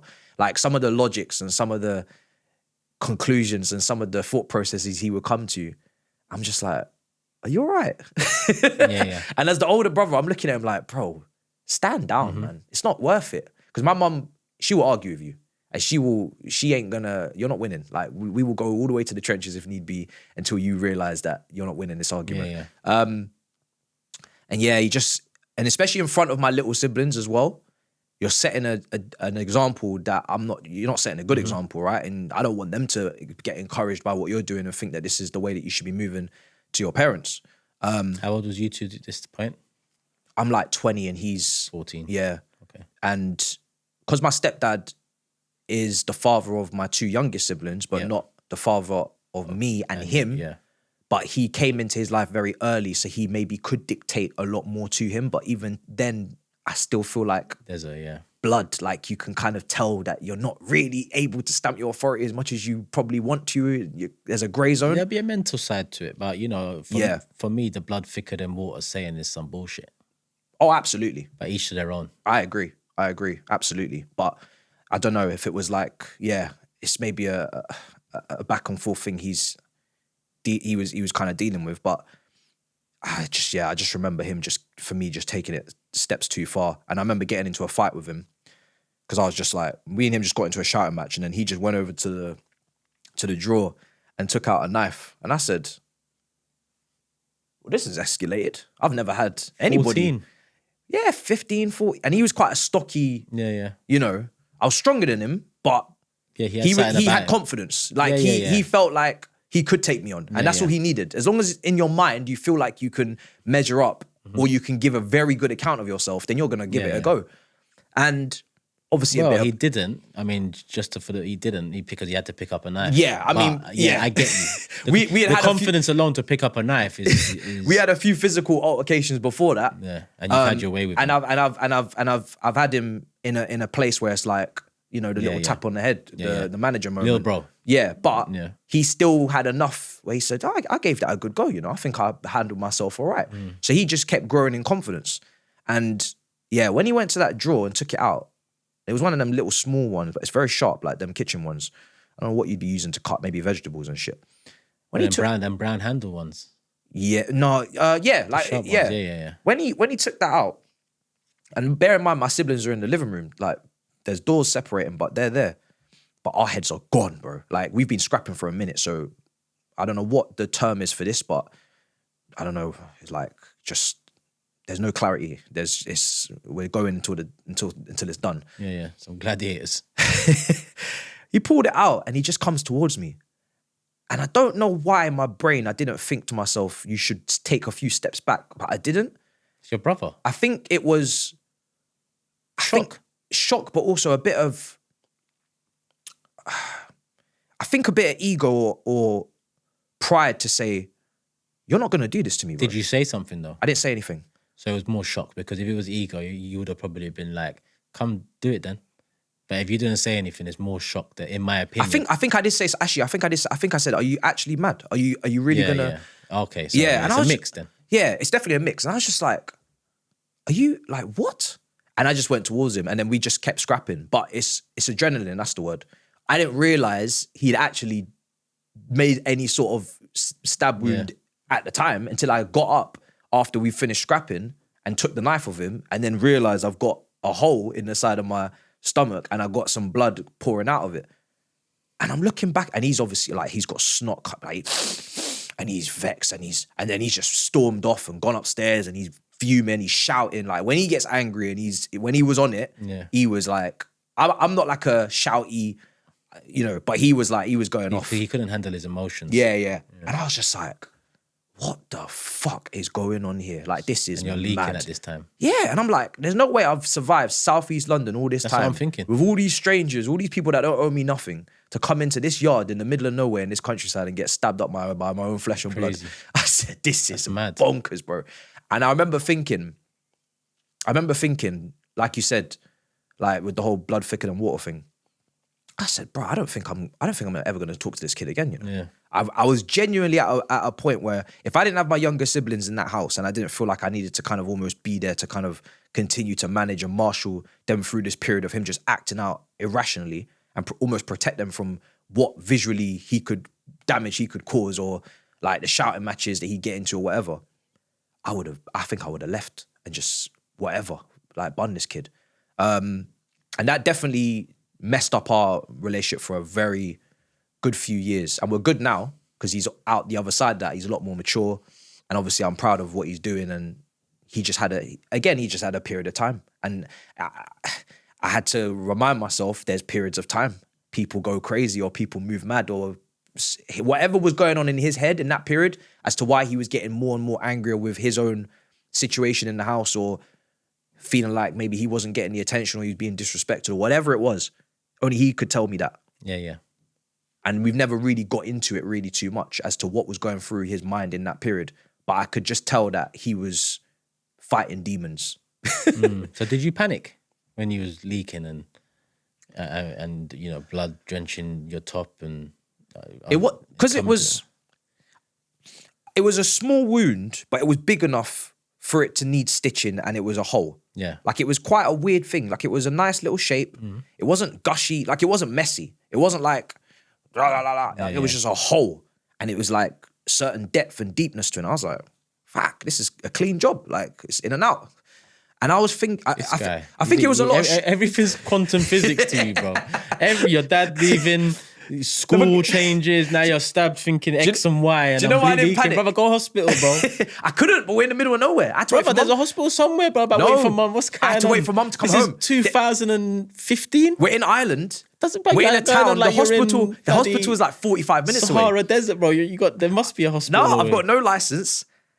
It's 45 minutes away, and if you call an ambulance out there in the sticks in the rural areas, you're waiting time. Like, I don't even know if they're even coming for you, or like, if it's not a life or death situation, genuinely, I don't think they're prioritizing you. Like, the way the health system works in rural areas is actually mad. Like, if you're in serious trouble, if you have a heart attack, if you have a stroke, you're actually done for, because they can't put like there's only so many like public services they can have for these massive This counties, town, yeah. and this little town with like 500 people, 1,000 people, like you're gonna be waiting, bro.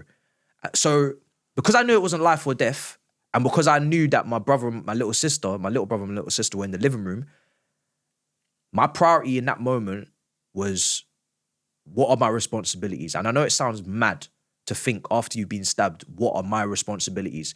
But I've got an angry kid upstairs who I don't know if he's done with his shenanigans. I can hear furniture all over getting thrown. And all, so I'm like, just stay in your room, just do what you're doing. But I've got like a very young little brother and sister who are impressionable. They have never seen sirens. I was like, do I want to call the ambulance or the police? Because I was thinking both, because This guy. I'm ready for this man to get locked up. Like, bun this kid. Who does he think he is? But do I want the sirens and the commotion? Yeah. I was like, let me call mum, see what she's saying. And we was like, if you're not going to bleed out to death and you can put something on that and hold it, then just wait for me to get home. Let's keep this low key. You don't want to send him to jail. I don't want my little brother and sister to see sirens. I don't want them to know blood's pouring out of me. Just keep watching Nickelodeon, Boomerang, SpongeBob, whatever. And I'll just stay in the kitchen and just hold this and just try and clean this up and wait until mum gets back. And she'll take me to hospital and I'll get stitches. So yeah, I think I didn't want to traumatize them. And I felt like in that moment, there was a risk of me potentially traumatizing them, or they will never look at him the same way again, knowing that he's done that to me.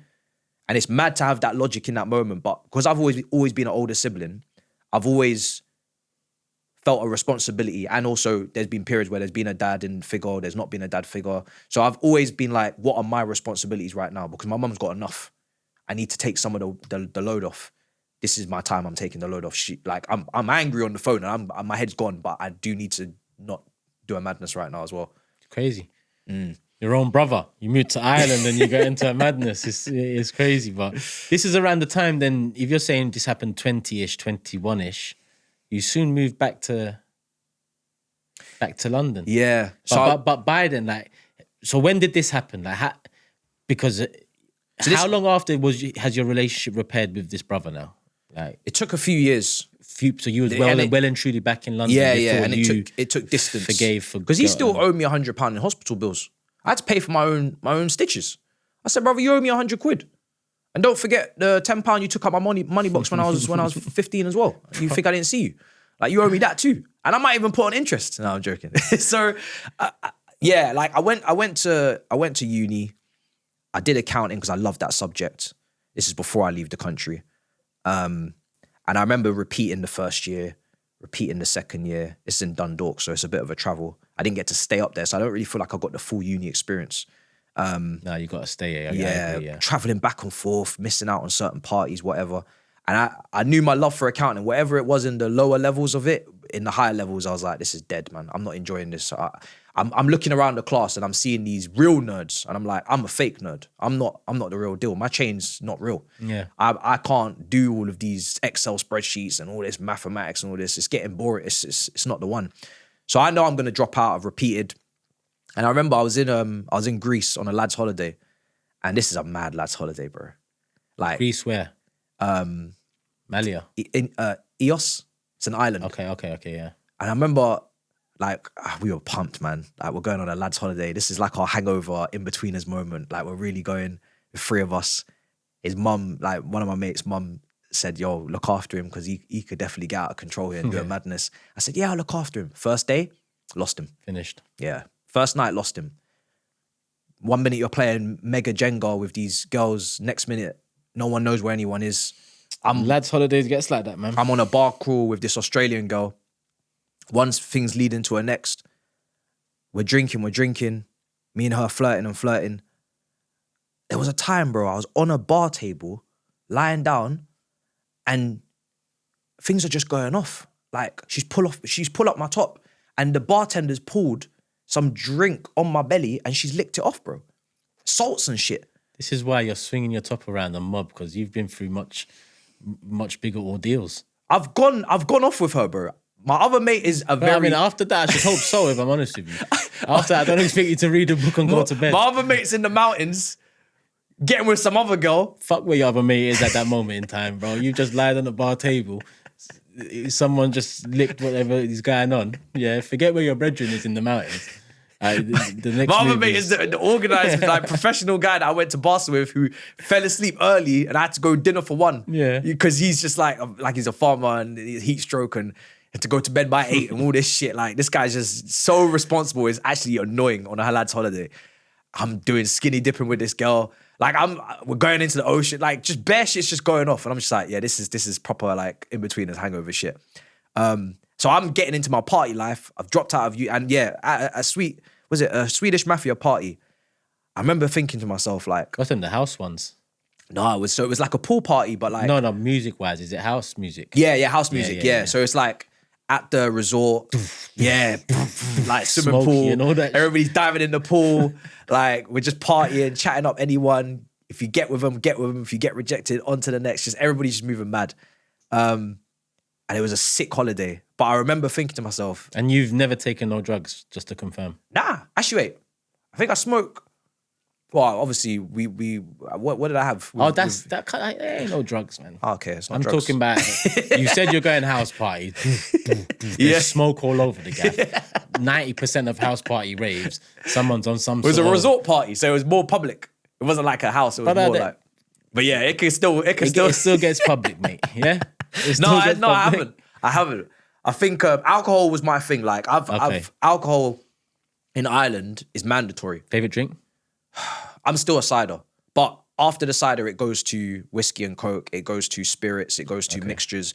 And I had a period of time where I was with a crowd where the drink was just getting excessive. Like, there was a video on YouTube, my first channel with Saj, and the video on there was like a drinking challenge, and it was like a shots challenge, and it was to the beat of some WWE wrestling catchphrase that just kept repeating itself. Every time you got to take a drink, he says it or something. Martin Boom. Yeah. Into the bowl when you're sitting at the I got that video. IBK. Your mods. Remember years ago he hacked your private videos and he sent me this video. I think I've got it somewhere. This is the party stage of my life where there's no rules. And I'm blacking out. You was finished I'm in that video. throwing up everywhere. I'm drinking quantities that my body can't handle. Yeah. You're on that one. Doing the skinny dipping. I'm getting the drink licked off my belly button. I'm doing up madness, bro. Who's your role models at this time? There's no role models. There's just no rules. Yeah, but you're doing roles. YouTube stuff, so you... No, but that wasn't serious. Oh, you just said those this. videos were So getting it wasn't like you was watching someone else blow doing these things and then we do it. We didn't have a clue what we were doing. Them videos were getting like a couple hundred views and we were just doing it for the last... And this age, 22, This is like early 20s, yeah. It's like, this is... And Saj is back in the picture. Yeah, this is like... Yeah, because at this point, we'd settled our differences and he'd come over to Ireland a couple of times and got into my circles and, flipped tables at house parties and got carried upstairs, blackout drunk, and we were just... But EOS was your last year of Ireland. That was my last moment. Yeah, because that's when I called my mum at the Swedish mafia party and I told her I'm going to fail that exam. Are you sure you wasn't on anything? I'm gonna drop out. Did anyone give you drinks at that place? How I was can you having be a at great... a Swedish mafia rave? Because I knew that was the time. On a Greek island, and you've decided, I'm going to call my mum and tell her I don't think... Cider doesn't do that to her, man. I wasn't on cider. I was on anything at that point. Anything. Cocktails, fish bowls, anything, bro. Fish bowls. I didn't give a damn. Fish bowls, don't even bring big that up. blue bowl of whatever's in there, concoctions and mixtures of whatever. Fish bowls. I remember even, like, the holiday was so sick.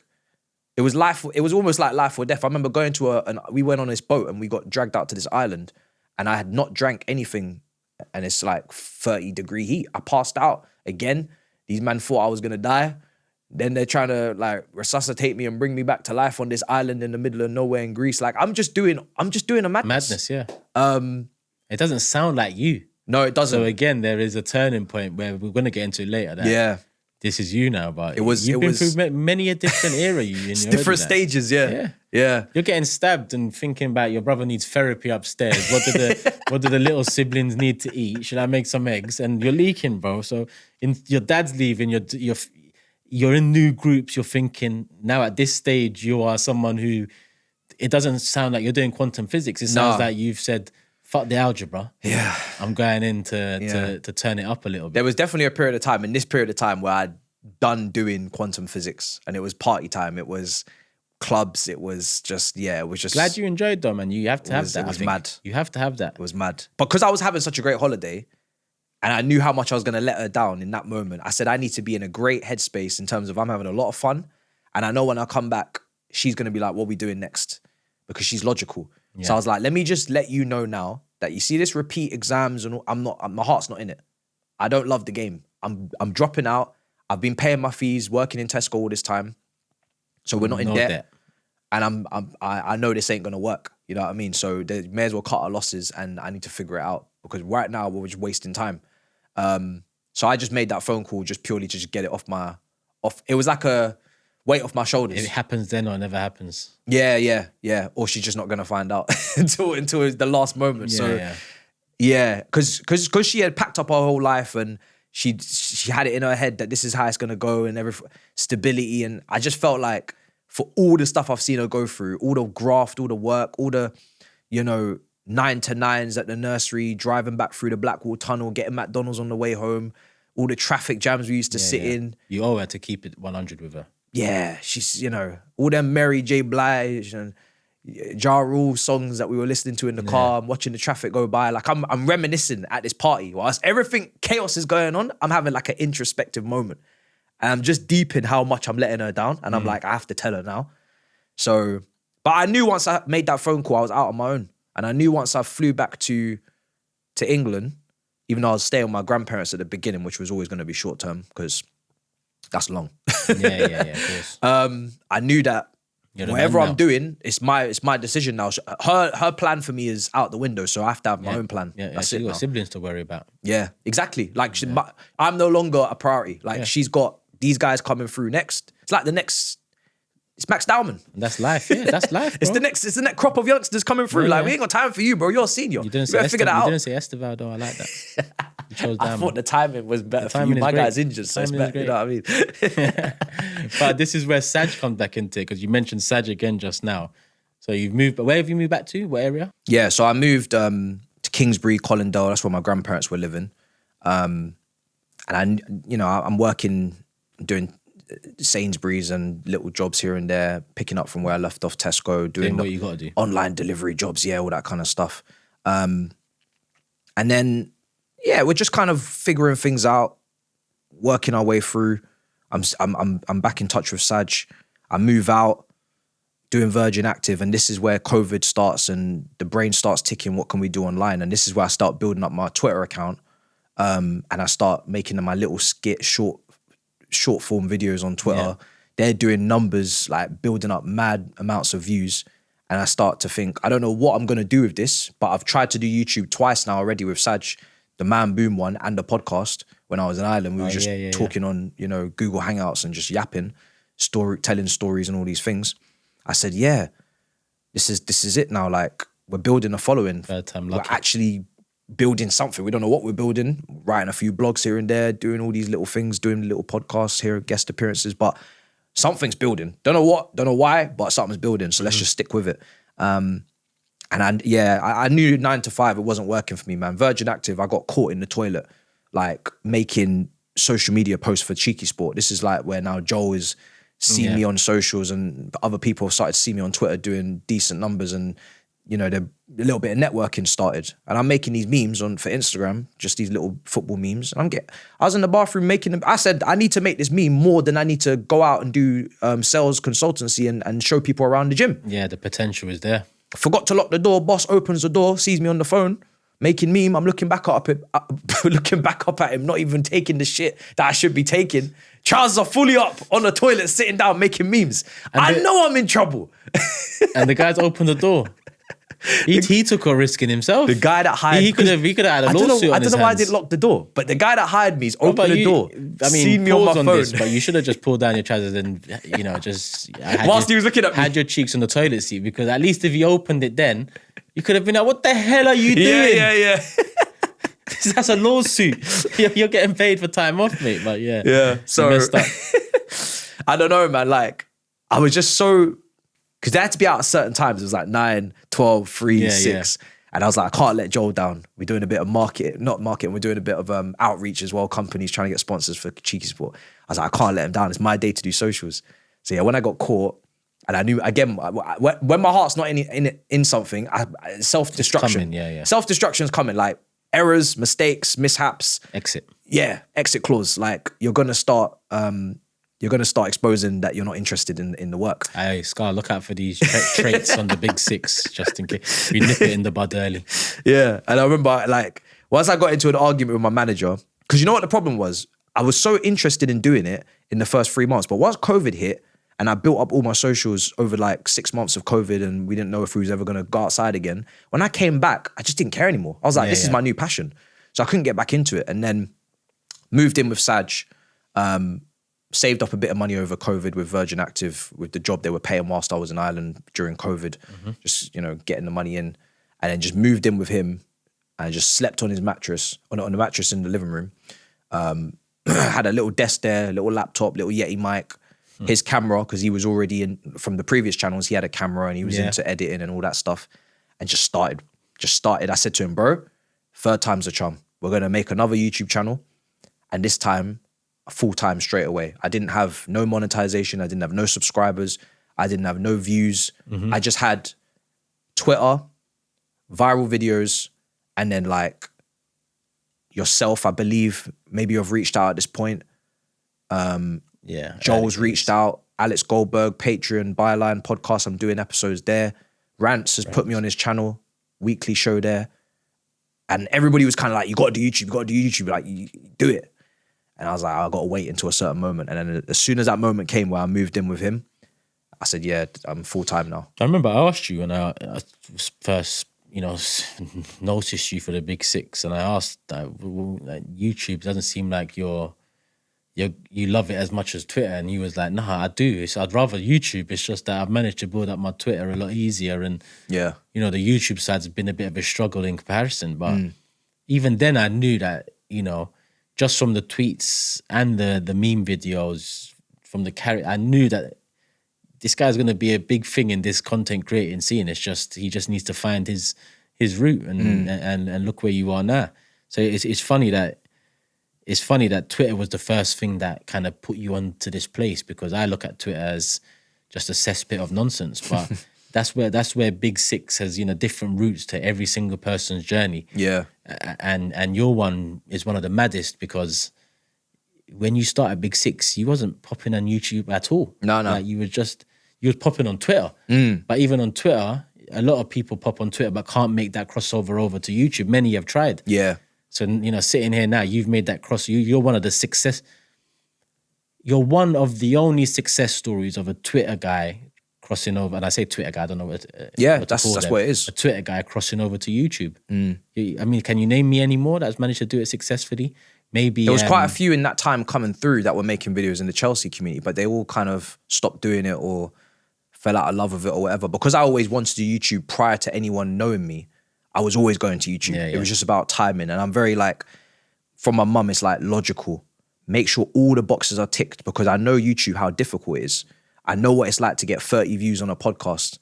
I know what it's like to upload a podcast on Google Hangouts with no sound and no visuals, it's just audio. I know what it's like to get 500 subscribers and you can't get no more. Like, so I know how difficult it is. So I was like, I'm making sure that I've covered all bases and I've maxed out, squeezed out all of this Twitter stuff, memes, videos, tweets, just build, network with whoever comes and shows themselves to say you're good at what you're trying to do, then go over there. Because I knew, like, I'm trying one time, full time, no other distractions, and then if it doesn't work, then I'm done. Yeah, but it worked. Yeah, it worked. You was on like all the link ups happening, off the back of taking it more serious now, third time to charm. and Saj being well and truly involved again, you two living together and whatnot. When did you feel like, it's one thing saying it at that moment, like Saj, third time the charm, that's a dreamer, right? But when was the reality that it has worked for you?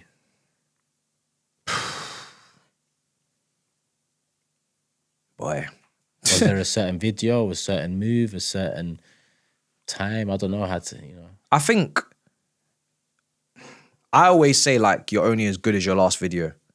So in my head, it's always been that this could all disappear very quickly. There's a lot of competition. There's a lot of people that want to do what we do or what I've always dreamed of doing. So I've always felt there is no safety net and there is no, you've made it almost. Like, I can't pinpoint the time because my brain doesn't even allow me to think that I've made it. Like, I guess people will look at it now and they'll be like, well, surely you've made it now. But I look at YouTubers, I used to watch YouTubers before doing YouTube, and I used to look at the views, tens of millions of views for gamers. Now they're finished. You know, yeah, like, and exactly. Like, I could reel off mad names that, you know, Jenna Marbles, Leafy is here, like, you know, all those guys at KSI, Drama Alert, Keemstar, like, there's so many facets of YouTube that were doing bigger numbers that we've ever done, and you can fall off at any moment, and you could not be getting views, and you could not be making any money, and you cannot be self-sustainable. You can lose your creativity or lose your passion for it or whatever. So it's like, it's never been a thing where it's been like, oh yeah, we're good now. It's like, you have to just keep taking it up levels and levels and levels. And I think that partly comes from the love and the passion for it, but also comes from the fact of, I've always just been so like amazed by the amount of people that are interested in the views and like the audience. They care and they see you in the street and they're like, you really enjoy the content. I'm like, bruh, this is all I ever wanted, to make content and for people to actually watch it. Because I remember when people weren't watching it. So now that people are watching it, I'll be damned if I'm gonna get comfortable. Yeah, take it for granted. And I think if you're ambitious, and it's probably a disease to an extent, like a perfectionist, or you're so ambitious to the point where sometimes you're angry with yourself if things aren't done completely how you'd want to do them. I've looked at every episode I've done and I've always kind of said, why didn't I ask that? Why didn't I do this? Why didn't I? Like, you're just never going to lose that desire and hunger to just keep improving. Because if you're not improving, in my opinion, you're almost going backwards. And when did Saj drop out of this journey? So I was living with him for the first couple of years, but he didn't have the same love for it as I did in terms of this YouTube football scene. Okay. Like, I look at Saj and I look at him and say, Abba and Preach, that could have been like, we could have had that yin and yang, shits and gigs. We had that kind of chemistry and that kind of friendship where the banter, I could see us two kind of doing something like that. But because I had built up a football following and I was loving it, Chelsea, I'm like, it's literally killing two birds with one stone. I'm watching Chelsea all the time. I love Chelsea, and now I'm talking about them on YouTube. Literally both things could not be better. It was almost too easy. He didn't want to do YouTube through that means. He didn't want to talk about football all the time. Like, he gave his little insight here and there behind the camera. It was a nice little back and forth bit of jokes. The audience liked it, but he didn't have a love for it. And because I love it so much and he didn't, it was naturally always going to end in him kind of not being a part of it, because I can't work with someone or do this with someone who doesn't love it the way I love it, because it's going to frustrate me that you're not taking it as seriously as I'm taking it. Like, I want constant improvement and progression. And if you're just like become complacent, or you're just not as interested, or we don't really need to get that out right now. Like, the reviews, you used to have to get them out seconds, like every minute counts because we're still growing. But he's like, oh, sorry, the camera's battery's died. I forgot to charge it. We'll just get it out later. Nah, it's good. At some point, we're going to have a problem here. So they say sometimes you can't work with friends, but obviously we've proven otherwise. Yeah. But with him, I just felt like the friendship was going to take a nosedive if I forced a working relationship on top of that. And you know what? Due to the respect that I've found for your friendship with him, even though you mentioned earlier that you don't talk anymore, and you're going to get into that later, I'd prefer not to, because I feel like you two need to sort it out, because he was once the light at the end of the tunnel for you in your darkest moment. And and just for that fact alone, it's worth just brushing things under the carpet, and maybe you don't get back to being friends again, but just leaving it at we're cool. So rather than put it out there, the reasons behind the fallout, other than your ambition for it being different levels.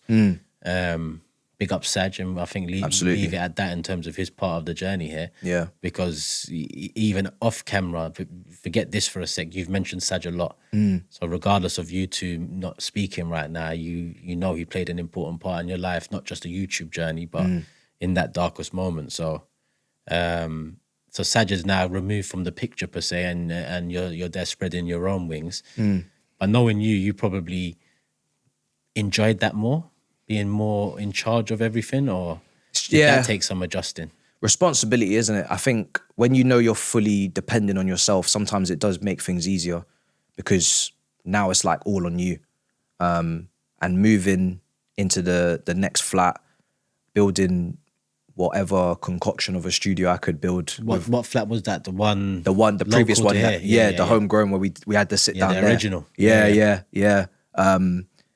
Not knowing really how to build anything to an elite level or standard, but also knowing that I guess the audience are enjoying the journey of, he started from here, then he's gonna have this, and then he's gonna have that, and it's important. It's a nice curve instead of just having everything perfect straight away. It's important. They have the archives to go back and look and see how things were. No industry plants over here.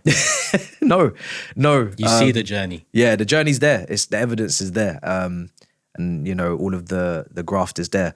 And yeah, I was just trial and error, man. Like roundabout, just going outside at midnight, rounding up the weekend's results with a phone and a stand. This is your dad's side coming and into with the creativity. And just trying different things. Like there was no time length or idea that if I could make it work, that I wouldn't put out there. Do you know what I mean? No formula, just tests. Just tests, like in the lab, as Saeed would say once upon a time. Yeah, I think COVID allowed us that as well. Like, what else are you going to do apart from just experiment and test? You know what I mean? One day we're going to have an interview with Asmir Begovic or Julian Laurens, and the next day we're going to be doing up a whole James Bond little mini film skit. Like, do you know what I mean? Like, whatever.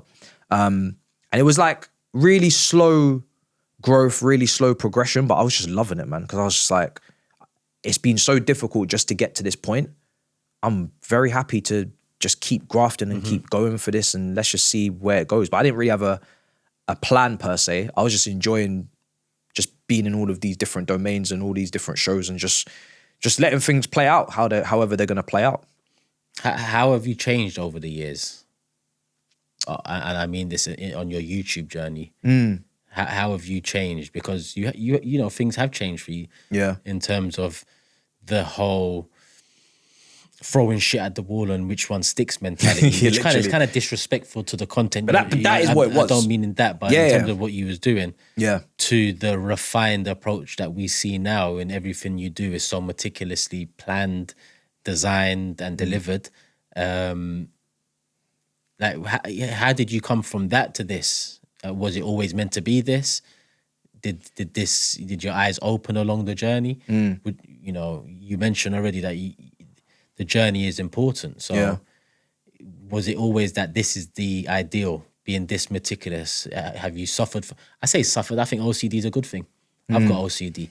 But when you look at your content, and I know you behind the camera, I feel like you suffer from OCD too. Yeah. So was this always the end goal in the journey in terms of being in charge of every single aspect of every single video you do?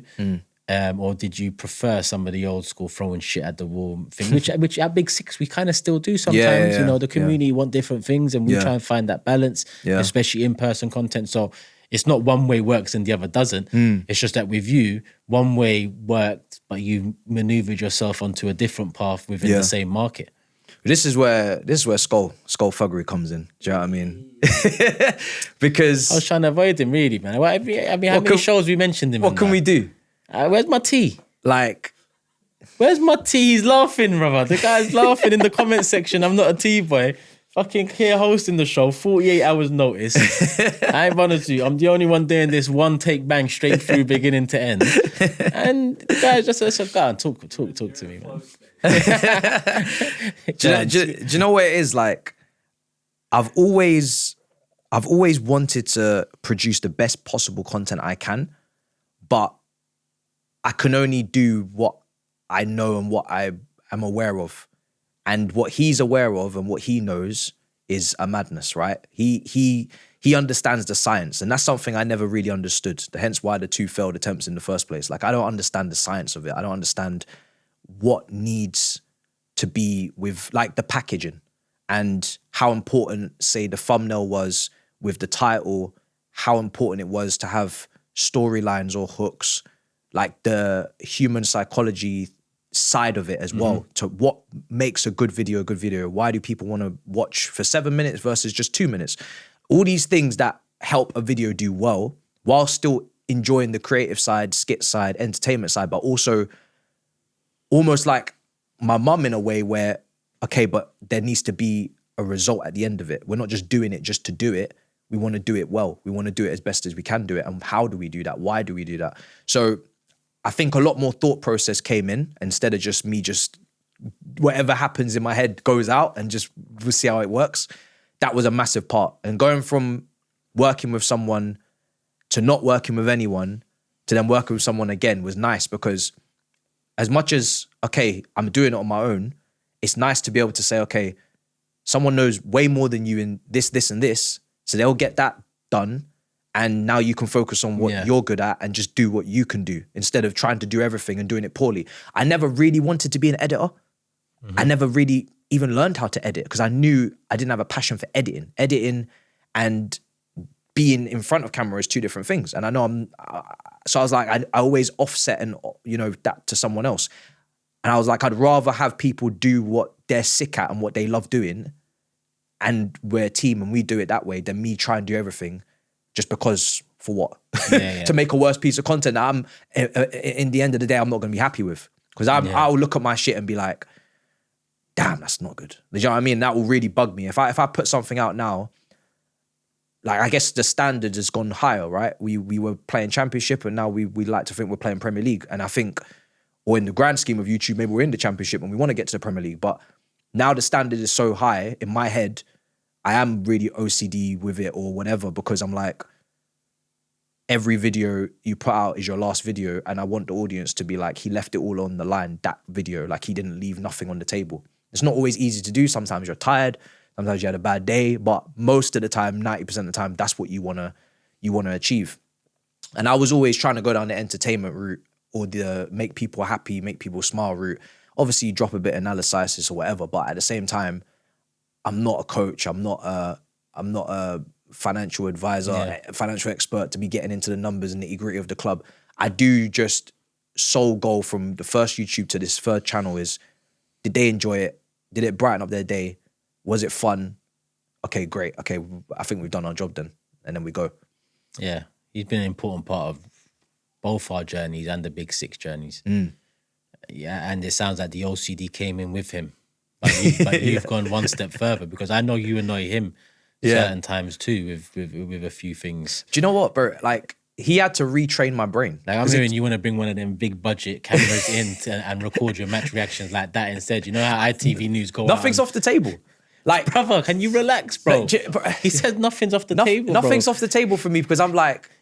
Nothing's on the table indeed. No teas, no nothing. Bro, I'm the guest. Where's my custom drink? Noise. You got a Red Bull and 3 Ferrero Rochers. I've got flipping Kirkland water. Kirkland make butter, water, tires. I'm the guest. Like, I really today said, in this episode, I said I'm gonna actually have a guest mentality. I turned up and I was like, so what's going on? What's going on? He says, bloody hell, 48 hours notice, we're here. One take banging it. But he had to retrain my brain, because initially, bro, I was getting annoyed. I'd be like, bro, we haven't uploaded in 2 days. We haven't uploaded today. Like, what's going on? Why not? And he had to like retrain my brain to be like, you don't have to upload every day. You just need to upload good content. And I was like, it took me a year for me to really get out of that obsession and cycle of, if I don't upload, I'm letting the audience down. When really, If I upload garbage, I'm letting the audience down because I've maybe, if they got notifications on or they're looking forward to a video, as soon as it comes up, it ain't good. That's more detrimental and damage to them as a loyal, subscriber and follower of what I do than if I just wait and actually really get something good out. So yeah, the quality over quantity thing has taken a while for me to grasp that, but I'm glad because this is, Yeah, you used to I'm a lot bang out happier. streams like hell back. Yeah, Bro, I I was mean, doing Saeed still does. I mean, I think he needs an intervention from Scott Thuggery too. I was doing, bro, one it's day. an addiction though. I could tell it's with you it's really difficult to retrain your brain that you don't, that's not the only way to get it done. Like I was doing 7-hour FIFA streams with just banging out career mode. And it was fun, but I had no energy to think. Do you remember? Let me tell you. Do you remember? Because I'm an OCD guy. So if you look at my journey, thumbnails and whatnot. But I remember during the prime era of you and Saeed going ban for ban, stream for stream, bloody hell. Like you go on YouTube, one of them's live, both of them's live. Like I don't know what's going on. Yeah. Scarwood's my match reaction, Newcastle. We was in Newcastle. That was one of the first match reactions on my channel. Yeah. And he said, just bang a thumbnail with no edit, man. Just bang, I'll choose an image, just bang a thumbnail. Yeah. The game's changed. Yeah. Literally. I'm not just talking about me, you. I'm not just talking about Saeed. This is all Big Six family. Yeah. You know, this is what you do at Big Six, but it came from Skull.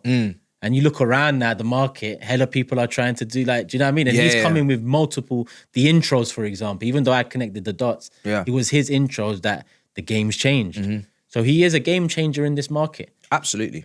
And it's like, I would not have known that was even a good idea to go with because I would have thought, I need the score. Why is the score not there? What about the players' That was reaction? the hot and cold, because I even said to him in the car in Newcastle, are you sure? Like, I'm looking at yours. How are they going to know it's a Chelsea game if there's no Chelsea player he's there? like, that, just do it. Like, banged. Yeah. And it looks better. I think it looks cleaner. Yeah. It's much more like It's your channel. emotional. Yeah, it's It more looks original. like social media. Yeah, it feels... Whereas before we was trying to make it... templates. No, we was trying to make it a TV channel. Really, this show has this thumbnail, this show has this color scheme here. Yeah, because I had all the social media. Yeah, I had all the stream shows, isn't it? Like Battle of North, London You'd have Coast players Carnage. all over the place on the thumbnail. Yeah, and it was a mess. Yeah. It was a mess. And now, I mean, so it's big up Scarfer. No, massive game changer, bro. Like, I don't believe that people look at the views and they be like, oh yeah, like you're doing so well, rare tete, but the strategy is king, because without the strategy, I could easily just be doing the same views I was doing 2-3 years ago. What's to stop it from just being at that snail's pace or not ever getting any bigger or any better if you don't branch out? New ideas, new ways of doing things. And I think you can't do both. There'll be a lot of people listening like, we do miss Battle of North, we do miss the FIFA streams. I get that. But you can't have branching out and have that. You can't. Balance. You have to have balance, and you have to give yourself, you have to almost open up your channel for gaps. You have to create gaps so you can put new things in there. You can't just flood it with just every single type of content. That's not even how YouTube even works. They'll just crash and burn all your shit. You have to you have to let videos breathe. That's how I learned that. Like, oh, this video is doing well. Leave it alone. Let more people see it. Let more people enjoy it. Don't just throw something else on top of it. It's going to ruin that one. And then, so it's like, yeah, there's so much more science that goes into it, but that is a part of the game that I've grown to love, because at the end of the day, the ultimate goal, and people are almost ashamed to say it, but the ultimate goal is, if you love making videos, the more people that see it and the more people that are happy watching it, the more people that laugh, the more people, whatever your purpose is, if it's analysis, the more people that learn or insight, the more people that watch it, the better. That's what you want. That's what the game's about. That's what the game's about. The game isn't, oh, I love doing this, but I don't want anyone to watch it. Otherwise, why would I release it? Yeah, within this journey, finally moving on from Skull, I was feeling a bit nauseating. But within that journey, I remember a point we mentioned on my, branching out episode, where you had come to me or messaged me saying, what you pay me now for Big Six is paying my rent. Yeah. And how that moment was so mad to me. But I bring it in now because you sit here as a Big Six shareholder now. You know, so you've not only got your channel, but Big Six is one of the leaders in terms of the multi-club market of channels too. So you've also got a part to play in what is one of the biggest football platforms on YouTube right now. Go subscribe, people. Sometimes it's surreal to think about.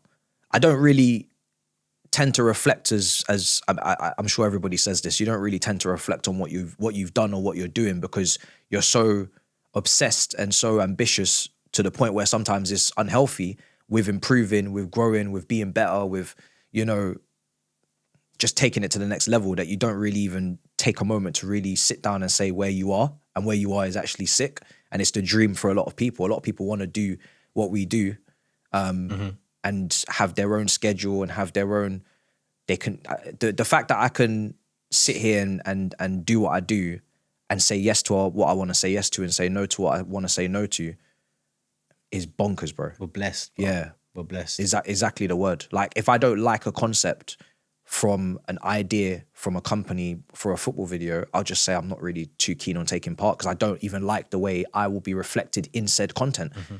Before, you'd have to take it of whatever they offer because you need the money. Yeah. So for the fact that you can really just put what you prefer first is mad. Like, that's another level of, like, being full-time is incredible. Then having freedom is another level. Do you know what I mean? Yeah. So for someone that grew up on YouTube, watching, you know, all of these massive figures on all of these massive platforms, doing fan cams, doing football shows, and just looking from the outside in and not knowing how the heck I'm going to get in there, but hopefully one day it works out, to actually be in amongst it is bonkers, bro. It's mad. Yeah. It's mad. It's beautiful at the same time, though, because it is a blessing. And I think you'll truly recognize that when you have kids and the balance there, and, you know, how much time you can put into them. And because work-life balance, people don't, when I first left uni, it was all about money for me. Life was about money. How can I make the most money? Where this job, that job, this hustle, that hustle. And then slowly and surely you find that the more balance you have, the more, you know, life part of the work-life balance you have, the better is for your health, your mental, in turn your physical, and everything else that comes with it. So we are blessed to be in this position, but it takes hard work. Yeah. And you've had to work hard to get to where you are, whether it's the multiple channels, whether it's relationship, dark moments, things that have flopped, got slapped back in your face, being in an area that the Wi-Fi is probably not good enough to upload quality videos every, you know what I mean? You've been on a big journey. So as much as you are blessed, you have worked hard to be here. And I look at your channel now, and I look at this show in particular now, and I've wondered, and I'll ask you now, like, was this something you've always wanted to get into? Was this influenced by a Thuggery? Was this a shot in the dark? Let's see how it goes. Because your interview format is, well, the comments will tell you, you know, they're enjoying it very much, how you managed to delve in, and hopefully I'm living up to some form of that standard. But was this always the plan for Matisse or Armani? The football stuff is the football stuff. Like you said earlier, talking about Chelsea, like me talking about Arsenal, can do it all day. Yeah, all day long. People call me real. I can only be real about it. Yeah. You know? Yeah. But this is something different. Was this always the plan for you? My second channel was a podcast entirely. So we used to talk about relationships. We used to talk about storytelling, the holidays that we'd been on. We used to delve into even like the race between Obama and was it Trump or whatever. Like, we would follow that. Like, we would talk about loads of things. Yeah. We would do a live stream for one game here and there, just random stuff, and we just loved conversation. And that's where I learned, I guess, a little bit of podcasting and asking questions and knowing when to talk and when not to talk. I did all my learning there. So I interviewed a lot of people, some people in the football scene actually, you know, like Carefree Lewis was on that, Alex Goldberg was on that, but then even some people that are outside of the football scene, just random people that had stories to tell. So it was just a lovely time to learn, and no one's really watching. So you can make mistakes. If you got 30 viewers, you got one comment, you can do whatever you want. Do you know what I mean? So I've always wanted to do this because I've always liked the social side of, you know, getting to know what someone's about and how their thought process are and their logic and their life, and interviewing people. So I've always enjoyed that. And the fact that I was able to do it in a really strong way where this is actually like fully fleshed out is just great because yeah, I've tried it a couple of times. I mean, you was on the first version of it as well, yeah.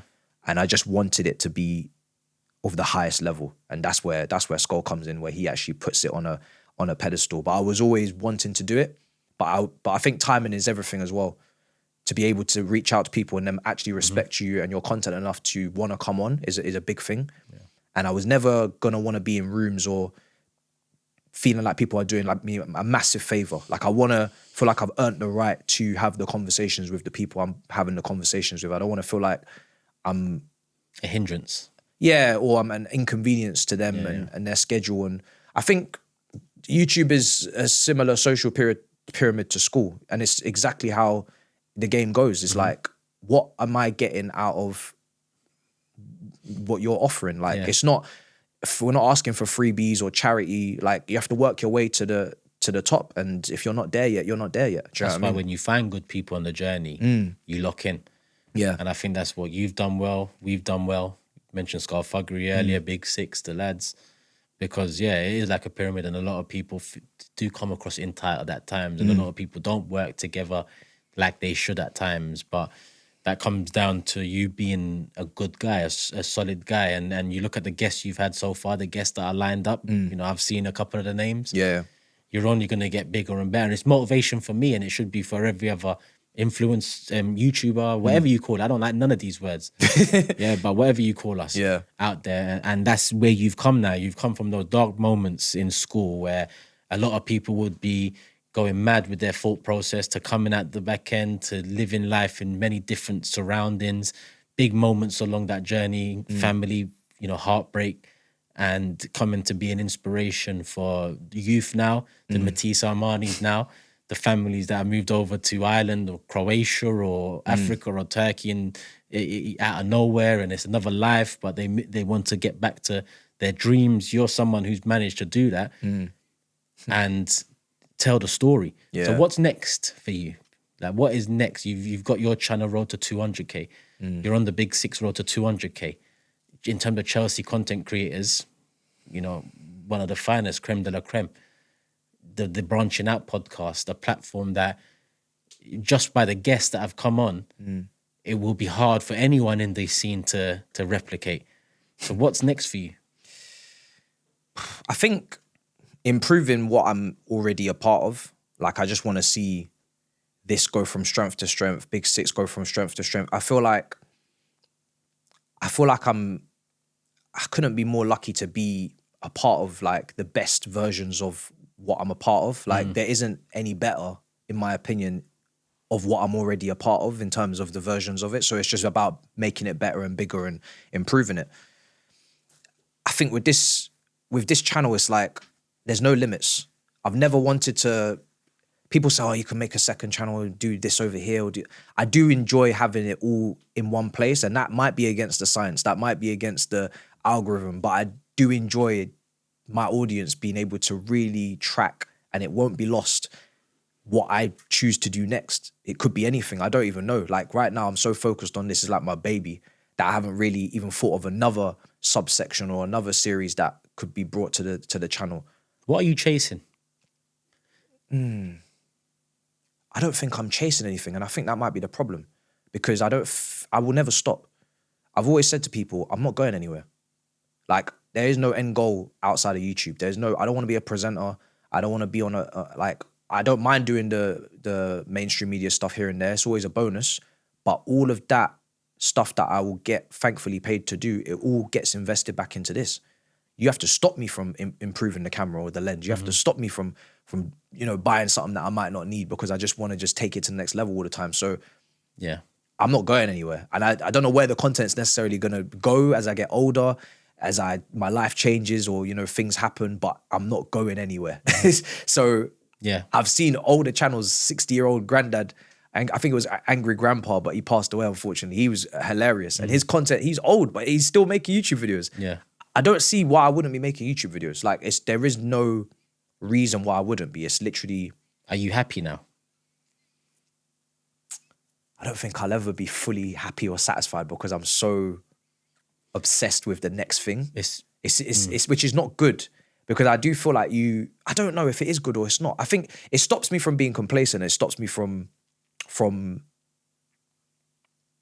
like thinking my shit don't stink, or thinking that I can't fall from here, or I can't. But I don't really get too stuck with that I'm happy, or like happy with what I've done. I'm not thinking about what I've done. I'm thinking about what I can do. And I don't know if that will ever stop. Oh, okay. Just to make sure you haven't taken the question wrong. When I say happy, I mean in life. If what you have now and created now stays the same for the rest of your life, are you in a place where you're happy and that will maintain your happiness? If everything was like how it is now. Yeah. And you continue developing on it. It's, you continue building on what you are doing. But you don't necessarily... Are you chasing I don't know, Inside call you one day? Do you want to be on season 6 of Inside? I'm open to anything. I'll do it. So you don't mind branching out into other areas of YouTube? Yeah, but I do, I'd do anything, I think, within reason. I mean, I threw myself off that cliff. I could have killed myself. You did. You could have become the 6th person that has died doing that. But... if everything was to stay how it is, I don't think I would be happy, no, because I think I just want everything to just keep going. Everything just keeps getting better. I wouldn't want to think that this is how Big Six is just gonna stay. Like, I want it to go to the next level and the next level. And maybe someone will sit me down one day and be like, there is no next level. And then I might have to be like, oh, okay, fine. But because I know that there's more levels, I'd like to think there's loads more levels. Do you know what I mean? Like I said, I watched YouTubers that have done just madnesses. Do you know what I mean? So I'm just like, why not do a madness as well? Why put a limitation or a cap? So I've also seen YouTubers come and go. Yeah. That's why I asked, level you're at now, can it not be just sustainable? Because I think it can, but, are you seeking the next step up, or are you kind of comfortable in building what you've been building on so far, which is Big Six and which is your channel and I think the only time you're not chasing it Inside, but if it comes, it comes. If it comes, I've never wanted to be anywhere in particular, like in terms of, I really must collab with this specific person. Like, I'm very happy to just watch their content and watch their groups and their cliques continue to make great content. If I deserve an opportunity to do something, then I'll look at it and I'll be like, oh, thank you for this. But I'm not interested in collaborating or specifically chasing a certain group of people or anything. I'm more just like, what are we already building? And can it just keep getting better and better to the point where, okay, maybe those people will want to collaborate and it will be deserved because we would have leveled up to a level that's so impressive that it's worth their time. But it's not one of those things that I think I'm not chasing like, oh yeah, this is the point. There's no point. There is no one point. It's just never ending for me. I think. Yeah. Never end until you find the sweet spot, I think. And then you're like, I hope I find the sweet spot. My biggest worry is I don't know the top. I don't know the end. I just know that I just need to keep going. No, it's a good thing to have. That's how you keep on pushing. That's how you keep on setting the next trend. That's how you keep on top of the market. It's important to have that mentality for sure, but it's also important to sit back and appreciate how far you've come, especially when the journey's been as deep as it has in some aspects, and where you are now with the hard work. Yeah, you can't forget that now. Yeah. There's a balance to it all. You can only take the next step by appreciating what you've done and working out how to build on what you've done. Yeah, But we've talked about you as a person, family, stresses, dark moments, lights at the end of the tunnel, everything you've built so far. But we haven't talked about Chelsea. And how you actually became a Chelsea supporter, when it happened, what was the moment that done it? Was it a moment, a player, a family member? How did this Chelsea connection come about? What year? 2007. Chelsea won, Aston Villa won. Stepdad takes me to the game. How old am I? I mean, I must be 11? Well, I'll be 10 years old, yeah. Just... it all just kind of works, man. It's a feeling. Yeah. When everything's just laid out on the table like that, you're walking up the steps and it's all very it's all very dreamlike. But I'd been to a few championship games. I'd been to a few, like, I'd obviously played Sunday League, hadn't picked a team yet. Everybody's like, you got to pick Arsenal, you got to pick Man United, da-da-da. I'm not listening to no one. And just, you get to the top, and I loved the Lampard as well. Lampard was a big thing for me. When playing FIFA, just used to love Lampard just as a player. Long shots, just the way he played the game. My favourite player by far, especially at Chelsea. And obviously like Ronaldinho, Messi. But just going up them steps, bro, and just hearing the Liquidator and just seeing the blue flags and everybody's chanting and then the players are walking out, you just get a feeling. And you're like, yeah, this is it. And obviously, traditionally, blue is every boy's favourite colour as well, so it just helps. But mine was red, but that makes sense. But yeah, it was just a feeling, and it's like it's difficult to even pinpoint when you get so emotionally entrenched and attached to something where it's like now it's like affecting my mood. Like if we lose, it's like the world's over for me, for that day, and I have to be snapping out of it 12 hours later. But I'm literally angry for a decent amount of time now. They've ruined my day. And you're 10 at this point, isn't it? Yeah, and I don't know how they have this kind of sorcery over people, but this is sport, innit? Yeah. Like once you become infatuated with it, you can go from not really minding too much, like cool, you're a team and you are 11 players, good luck to you, to brothers, you are literally changing my life right now. You're gonna, do you know what I mean? Do you think? Sorry. Do you think Chelsea replaced your dad? And it might sound like a funny question, but yeah, 07 you said Chelsea. 07, 08, your dad cold kind of stop and it all changed. Yeah, and you did it, and you took it well as you can the situation. But it also sounds like your love for Chelsea came into play. Do you think that helped the process? Like, you know, a lot of people, a football club comes before anything, and it means the most to them, and it's their stress relief. It's their weekend away from the week stress and whatnot. For you, do you think it did the same for you? Like, because it's the dates match up pretty well. Yeah. I never even thought about it like that, but it might have taken that role. Was you calling Jose dad as well? I wasn't. I wasn't. It's weird because, yeah, I never even thought about it like that, but it did certainly take up a lot of my energy, my concentration, my time. Before it was games, before it was just gaming and it was just friendships and circles there. But I think, yeah, football just randomly out of nowhere just become so important to me, to the point where it's like illogical. Like, how can you go from literally maybe in 05, 04, you might have a game on in the background because that's what dad's team supports, Liverpool, whatever, he supports Liverpool, but you're not really asked, I'm not interested. I'm playing with my own toys and my own games. And then just suddenly something just clicks and snaps and suddenly you're just obsessed. And it was, I don't know if it was a distraction, but it certainly was like almost a new environment again, where it's like, oh, this is a thing. We go to games and we all chant together and sing together, and I don't know who you are and you don't know who I am, but suddenly we're chatting at the pub about this one common thing. It's like, I'm enjoying this. Mad. Did you, so 07, did you ever think to yourself that, 18, 19 years later, you'll be sitting down with a club director dictating the future of Chelsea Football Club by telling them to sign Delap and Pedro and... Someone telling them to sign Delap. It's the last thing I'm telling them. I just bring that in now because it was literally a hot topic the last few days, and the internet is going to internet. Yeah. But regarding that, is there anything you want to say about it, address about it, like get it out there in the open? Not that I know the ins and outs of it, and it's fucking... But you know what it is, bro? It was such an I can't tell you how insignificant it was to I'm not trying to be disrespectful, but it was a very insignificant part of my day. To the point where I didn't tell Skull. I live with Skull. I didn't tell anyone in the Big Six. Like, it wasn't something that I went and told my mum, or I didn't tell anyone. It was like, I did DR. I had Big Six later. Mondays are always pretty busy. That was the time slot that, you know, we sorted that he could do. He messaged me out of the blue. I'd had a couple of conversations with him before to say, you know, why is there no front of shirt? Or he's responded to a tweet of mine privately, so, you know, I'm cussing certain things. And he's like, no, this is why. I'm like, whatever. Trying to explain it. Yeah, trying to explain it.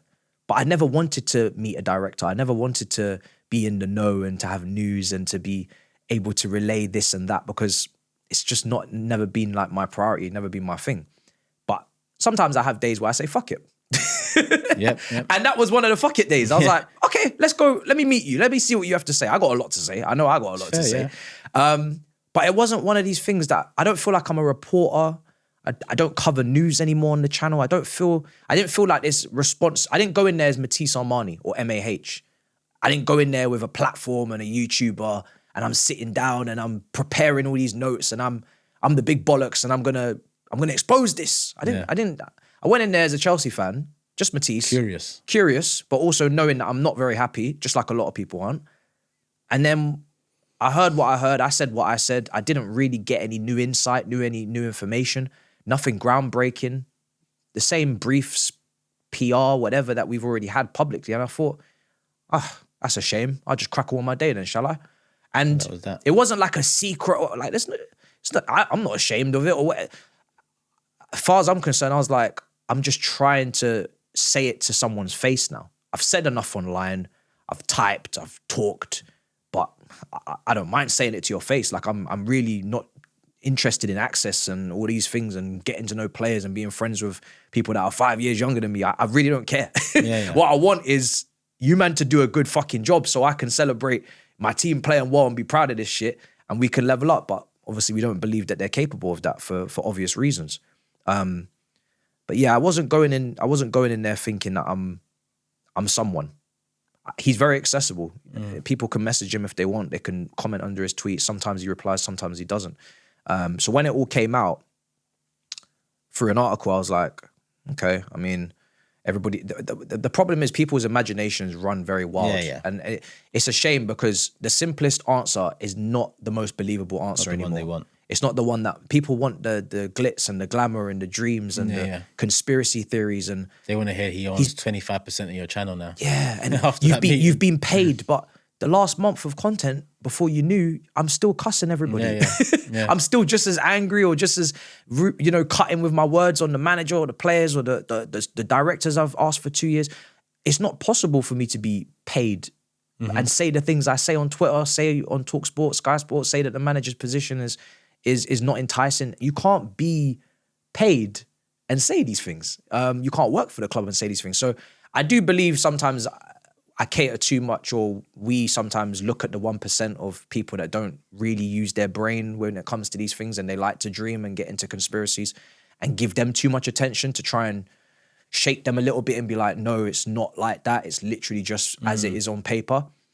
But most people who understand what I'm about and what I've always been about, they get it. Like they understand that he had a fuck it day and he really didn't think much of it. And okay, cool. You want to hear some information? There is no information, unfortunately. I wish there was. I wish I had something to kind of bring to the table and be like, Chelsea are going to be different after this timeline of failure. They're not. They're going to be stubborn and do as they do because they think that what they're doing is working. So we're going to wrap this up. And as always, how do you want to be remembered?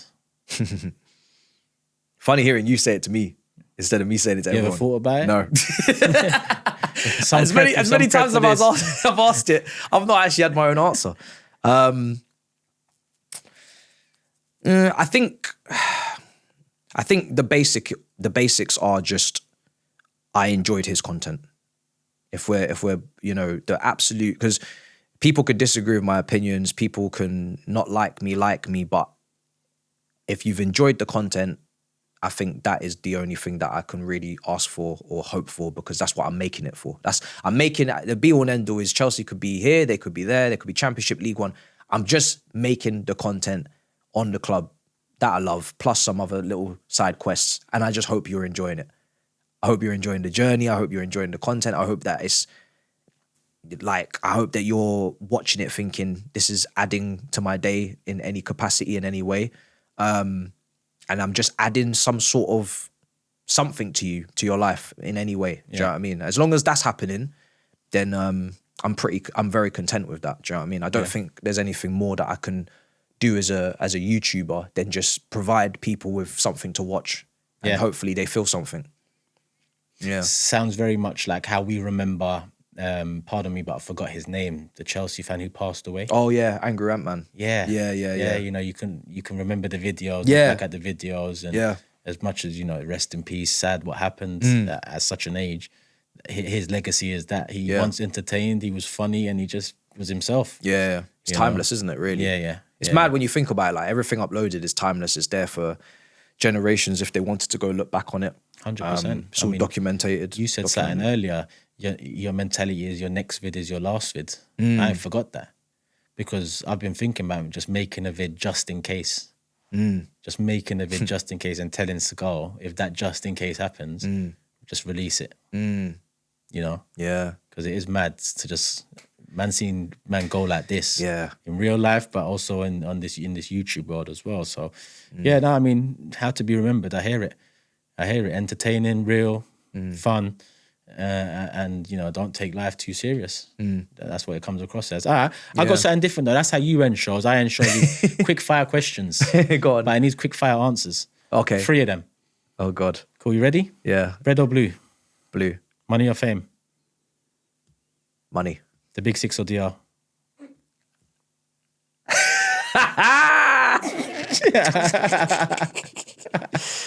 As a shareholder with stakes, Some quick fire answer. legally, I can only give one answer, and that's the big 6. Yeah, because these man know in the fine details, if he slanders the big 6 name, those shares are coming straight back into man's pocket. No, I'm playing. I'm Matisse. It's been a pleasure, my bro. It's been a pleasure, man. Come on, G. It's been a pleasure. Thank Really you for good. letting me host this. Yeah, no, it's been nice to sit on Have we this covered side. everything? Yeah, we have. We have, man. Like, Leave a Yeah. few nuggets for our future. exactly. Yeah, yeah. You can never, I guess, cover. That's the thing I always struggle with, I guess, when I do the interviews, is you can actually never feel like you've said every single thing or got every single thing out. life. It's How impossible. can you explain You everything? can't. Yeah, you can't. So, but we've certainly covered everything important. And the community can help. Yeah. They can let us know in the comments if we haven't covered something that they know happened through watching you and Yeah. loving your content for years. Let us know. If there's something we should have delved into more, let us know, because it won't be the last time Matisse is being interviewed by someone, you know. And you're probably praying it ain't me next time. But for this one, like, hype, subscribe. Obviously, show Matisse some love, road to 200K. And my brother, love for the love as Pleasure. always, man. Come on, Continue man. the journey. Yes, man. Come on. Come on.